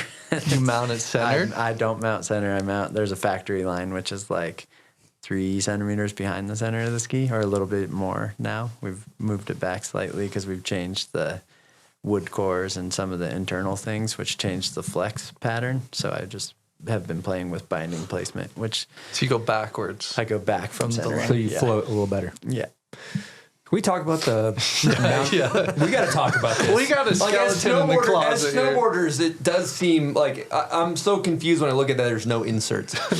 Like it's just a flat piece of wood. Like stuck in the old days. It's all blamed on the companies. The binding companies will not agree on a hole pattern that matches because they want you to buy their ski with their binding. So, which I guess in that sense, they should just do it to their hole pattern to like force you to buy it. But instead, it allows you to put any binding on any ski. And there is like a touring binding has a different hole pattern than a normal skiing binding, or there's then the lightweight touring binding, which is a different hole pattern. So they're trying to allow you to choose your own adventure. But if everyone had the same hole pattern, we would just have inserts in there. You can move them around back and forth. We grew out of this in like the 90s. Yeah, it works we do great. that. Works great. Works fine. It works great. You can take it off, give it to your friend, and they can put their bindings wherever they want on it. It's a crazy concept. We got AI, all these things, and the skiers are still drilling wood screws into the skis. Like, what? Like, do you mount your own, or do you have to drop them off? What happens if you fuck up? They got to put a whole another set of holes. I get the epoxy and refill it. He's not wrong. He is not wrong. Yeah, they make a template so you don't fuck up. But I do. Let's say you go skiing and you're like, I want a little further back. Yeah, it's a pain in the ass. Damn. Total pain in the ass. We're like, I gotta adjust my bindings. Hang Yeah. on, it takes me Yeah. 2 seconds there. I gotta go fucking remount these whole things. I gotta go to a ski shop. It just seems like the bindings don't seem that complicated. No, they're not. It's really just like put the holes right. It's it's a monopoly situation. I follow the money. I think what would work better than holes is someone to invent a track system like Burton's, so you could just easily move minute areas. Like if you was on a sliding system, you could go like Karua on the. Yeah, you yeah. could slide up and down the ski. Yeah, then it 10. would be like super easy. But yeah, bindings and skis are archaic. I have another question about. Okay, I was watching the video with De La Rue and the skier Alaska. Yeah, that came out last year. Can't remember the name of it. They crushed it. I saw that. It was in gnarly. I know your question. You know where I'm going with Yes, this, and I've never talked to a skier about this. This is actually okay, great. so there's video of one of the skier journalism. who's a weapon. I forget his name. Marcus, I apologize. Absolute mind-blowing skier. Nasty. But there's one clip of him violently pinwheeling, no skis in sight. And I'm thinking, we're in Alaska. The skis, they're probably, I don't think they're making it down to where he is. Like, we're snowboard, we're used to, they're strapped to our feet. We never lose our board. Like, what happens in Alaska when you have a double eject and your skis are like a mile up the hill? Has that happened to you? I am not as gnarly as those guys, so I keep it maybe. Except for Cheddy Spines. You crank the din. I crank the din. What I was gonna say is maybe. Jesus. Maybe I'm not going big enough where if I fall, I usually flip with skis still on because I do crank the din. Crank the din. Crank the din. But Or if you crank do a lose din them, on it Cheddy is a Spine. total, like he's either hiking up or getting a bump from the heli and going to someone's a guide or whoever's going to ride Just down riding down that. the hold on, let me ride down this gnarliest thing of all time to get your skis. Do you bring 2 pairs of skis like with you? I used to when I thought I was more gnarly, but it's been a decade or You more lose since poles? there was a bit there where I would bring an extra pole in case. Oh, but- because when you Tommy, do you ever lose your Yeah, pulse? I yeah, never yeah. thought about that. We should go up to Birthday Bowl in the summer and then Yeah. just start a shop, you know? It's like Metal golf balls. detectors. Yeah, That's a good idea. Wow, that's insane. that's a great idea. Yeah. No, Dude, that's- he's cranking din on Cheddy Spines. You gotta crank the din on Cheddy. That's rule number 1 of Cheddy Spines. Crank the din. Whatever you do. And you mount it back, crank the din, drop into Cheddy Yeah, Spines. you're good to go. Yeah. An informative podcast. Yeah. Very. All right, we're going to leave this show. Well, we can keep talking for a little bit, but I have one last guest question from your lovely wife, Kimmy Fasani. Here we go. Hi, babe. It's me, your wife, Kimmy Fasani. My question for you is, flash forward to when our children are grown. You're telling them stories about how you came up with the graphics that you put on skis for over 20 years. You're also trying to explain how these projects and films came to life. What advice are you going to give our children on how to stay passionate about what they do? We love you so much. You're putting me on the spot there. That's a tall order. I think I will try my best to be articulate with aligning their internal compass with their external actions, which I've said multiple times now, and just being as truthful to what they love and what they care about. And as a father, I'll have to remind myself to let them choose whatever this life gives them, because that's, I think, the biggest test as a parent is not projecting what you want them to do, like skiing or snowboarding. If they want to be a scientist, then I'm going to have to learn about science so I can have conversations or whatever it is. So yeah, I think just follow the heart, but in a more meaningful way than just follow your heart. Damn. It's great. Just keep spitting bars.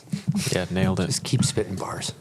I think you're doing great as a father too. Just I think a lot of parenting is just leading by example.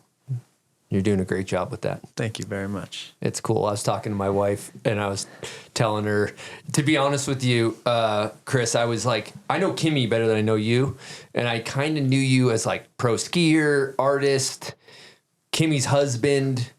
And then we start uncovering I'm like learning about these films. I'm like, this guy's a fucking weapon. Holy shit. Like, this guy's like an absolute weapon. And my wife, Britt, she's like, they're scary. They are a scary couple together. Holy hell. But it's cool. I think you guys are doing great. How do you balance the family side of it with you guys both chasing your passions? That seems really hard. I don't balance it well. Yeah. It's out of balance right now in a big way. And Kimmy is my balance. I think it's what I try to view instead of balance as a yin yang and find harmony where there is never going to be a balance in this way. So just one supports the other and vice versa. And you're kind of just doing your best to know when it's your time to give support.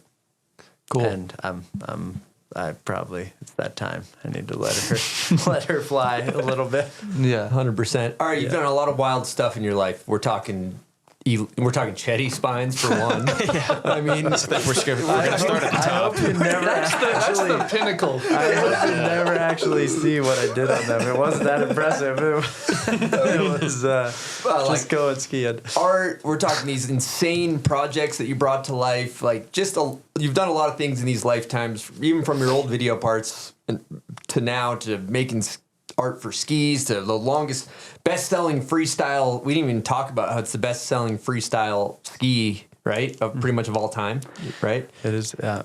So kudos. Of all the stuff you've done, what's the most fulfilling? And family and all that included. Oh, for sure.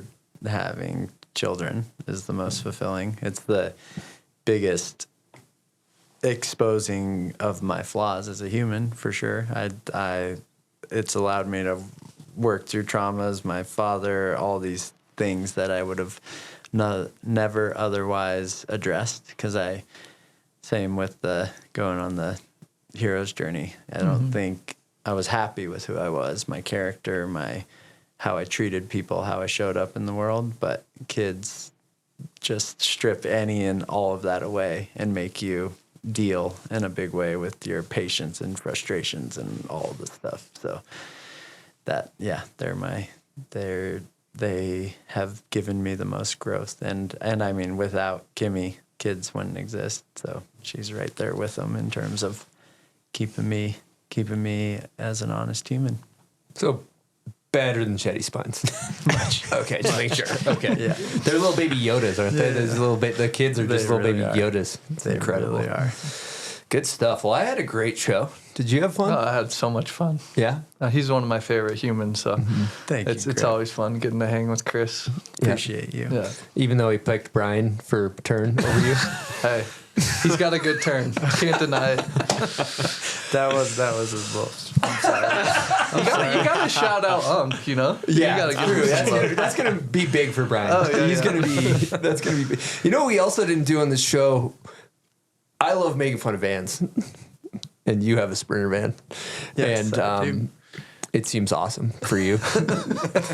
You'll be happy to know what I did to it, but carry on. Keep asking, or you just want. I'm just talking. I'm not really asking anything, but we don't have an agenda. I do feel like you maybe felt targeted to my Sprinter van roasting because I think I even specifically said mountains on the side at one point.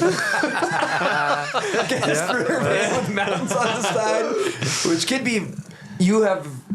It's very valid to feel targeted about that. Yeah, Sprinter van, that was not intentional. Cheddy Spines wrap. Exact replica of Cheddy Spines wrapped around the side. Would you like to defend vans at all for a guy that likes to make fun of them?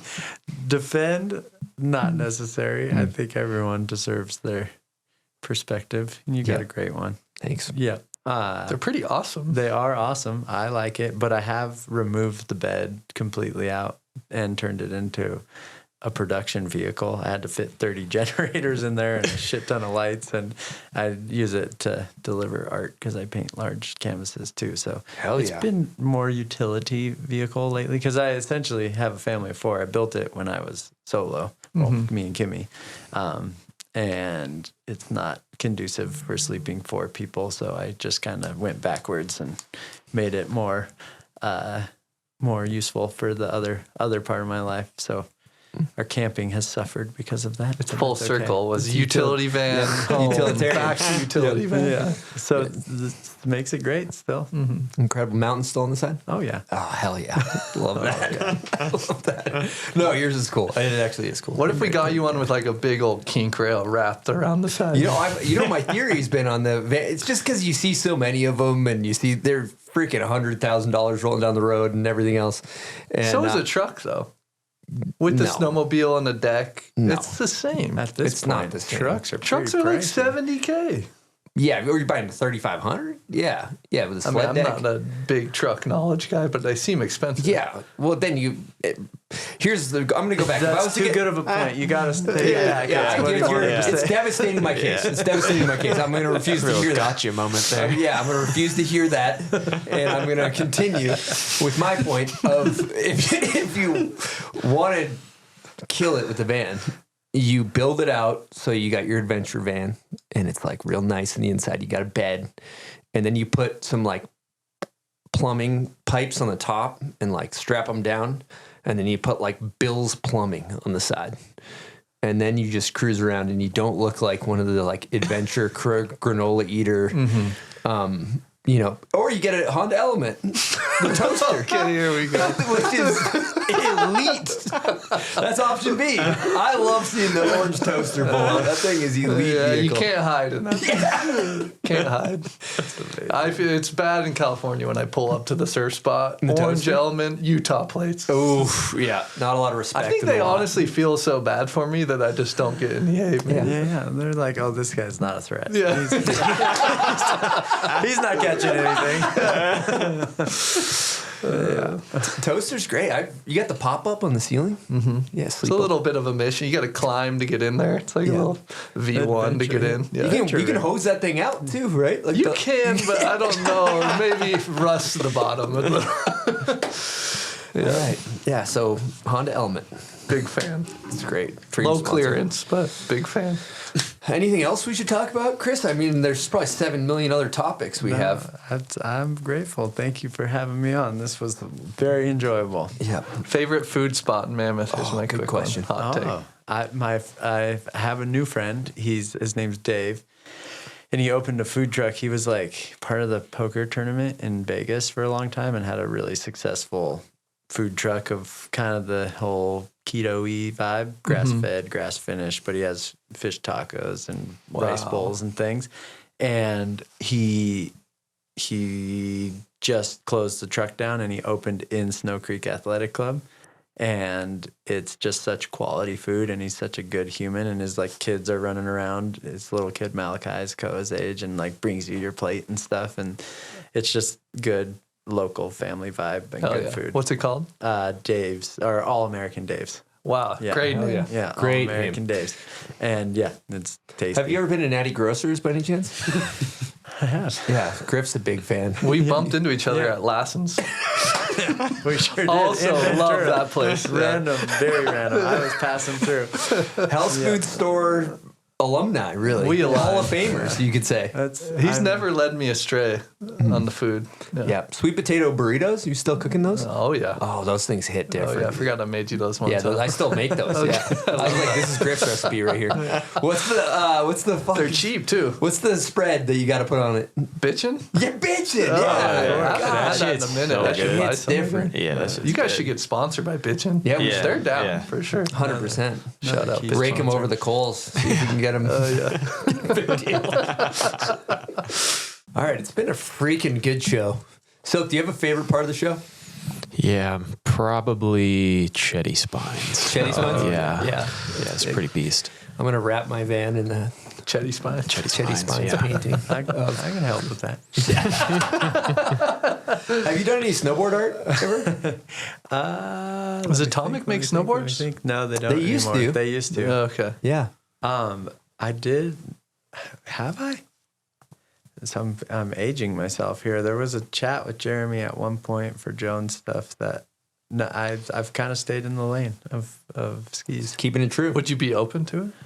Or is that not, doesn't work legally? I think I would. He's checking his internal compass right there. You see that? He's checking in before he says yes. Yes, I think that's a great point. I just want to stay true to who I am, and I love snowboarding, but I think leave that canvas for the snowboarders. Leave that I for like Griff. that. I respect that. Yeah. I would personally love if he did it. Alternator for those listening, the nitro alternator With the Benchetler art? Come on. No, we want G Biscuit. Griff's We want art. G Biscuit on the alternator. But I would like a Benchetler art on there too. Yeah, be good. Save me You know some what you should time. do? I got it. Splitboard. There we go. Technically skis. There we go. Technically We got skis. 'em. You could do your We staying have true. alternator splits. See, this is all Best of both worlds. Yeah. Yep. We're is gonna all talk learning. after the show. You're gonna be Great. getting some calls. We want them for our splitboard. Tommy will be down. And you know what you should do? Rake them over the coals. Oh, good shit. All right, one other big topic. Okay, I want to talk about, like, earlier in the show you mentioned Bill. He talked about basically what you're describing as perspective. He kept saying he's the luckiest guy in the world. And I feel like the human experience is so connected to our perspective, and things happening and how we perceive them is how our experience is. And our perspective is critical for a joyful life. Do you have any words to add on perspectives? I feel like you have a very optimistic perspective. I think optimism is a great word to use. Maybe I wouldn't have put it there if you didn't just throw me Reckless. that. I would say recklessly optimistic almost. Yeah, or inherently optimistic. It's like that perspective is, I think it coincides with manifestation. I think it gives so much opportunity for what may become or what is possible. And it would be so easy to just do all these projects and be like, it'll never work. It's not impossible. It's this, it's that. It's like, that's a vast majority of perspectives. But I think trying to break through that and focus on the unknown and what is potentially possible just elevates you as a person and elevates perspective and elevates all of these things. If you make these breakthroughs and you kind of get to the next level, then your new ceiling is here. And you just keep climbing, and not for financial gain, but for like, that's an internal climb as well, of just like what you're capable of as a human, I'd say. Yeah, breaking through the ceiling. I like, your human potential, you're kind of surprised yourself, and you're like, well, I just did that. Sharpening your tools. This. Yeah. Sharpen the tools. Sometimes you got to take a step back to sharpen the tool, Yeah. Sometimes you got to bag a couple Cheddy Spine lines, too. All roads lead back to Cheddy Spines on the show. Good stuff. Yeah. Boy. I do feel like, even like, one name that comes to mind, too, in this, that's taken on a level of project to this caliber. The only person I can really think of is Travis Rice with his That's It, That's All. Mm-hmm. Like, in terms of sufferfest and just unwilling to not, even NST is insane. And both of you guys possess that kind of reckless optimism. I'd say so. He's a great example and someone I talk to often, and it's inspiring to see the legacy of snowboarding preserved by an individual like that, because it's so easy for a lot of people to just be like, do the thing and kind of fade into the sunset, but he just won't give up. And I guess I kind of share that with him. Relentless. All right, good show, guys. I think we're actually gonna end it now. Yeah, I think we or did we it. could keep talking. Yeah, either way. Yeah, feels good. Yeah, I feel great about this show. I had an awesome time. Me too. Don't know what I said entirely. But You said just wisdom. That's the whole classic. time. Yeah, I'd say you're wise. It was a wise show. Thanks. So you had fun? I did. Where are we up to after this? CMH. CMH? Yeah, I get to go ride with Kimmy Hell and yeah. Helly in Canada, which was that my dream trip? Yeah, it's gonna be great. And then I Incredible. go from there to Jackson, which if you guys are, which this won't come out in time probably, but Jackson Hole, I'm going big for a premiere with a band and using Treatment, who does all the visuals for the Sphere, to take over the Center for the Arts, and we're doing projection mapping and like creating a big moment for the film, kind of like the crescendo for the film, March 20th and 21st. Hell yeah. Damn. Drive on out to Jackson. I don't Come know. on. This show might be out by then. I don't know. To look at the calendar. Yeah, I don't know.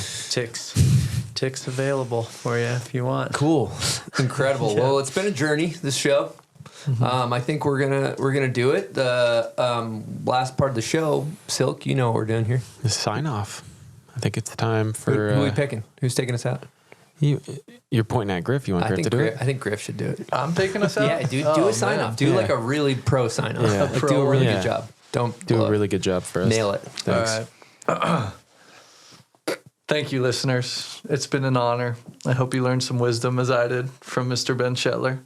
And thanks for listening. We'll check you next time. There it Over is. and out. There it is. Good sign off. Thank you.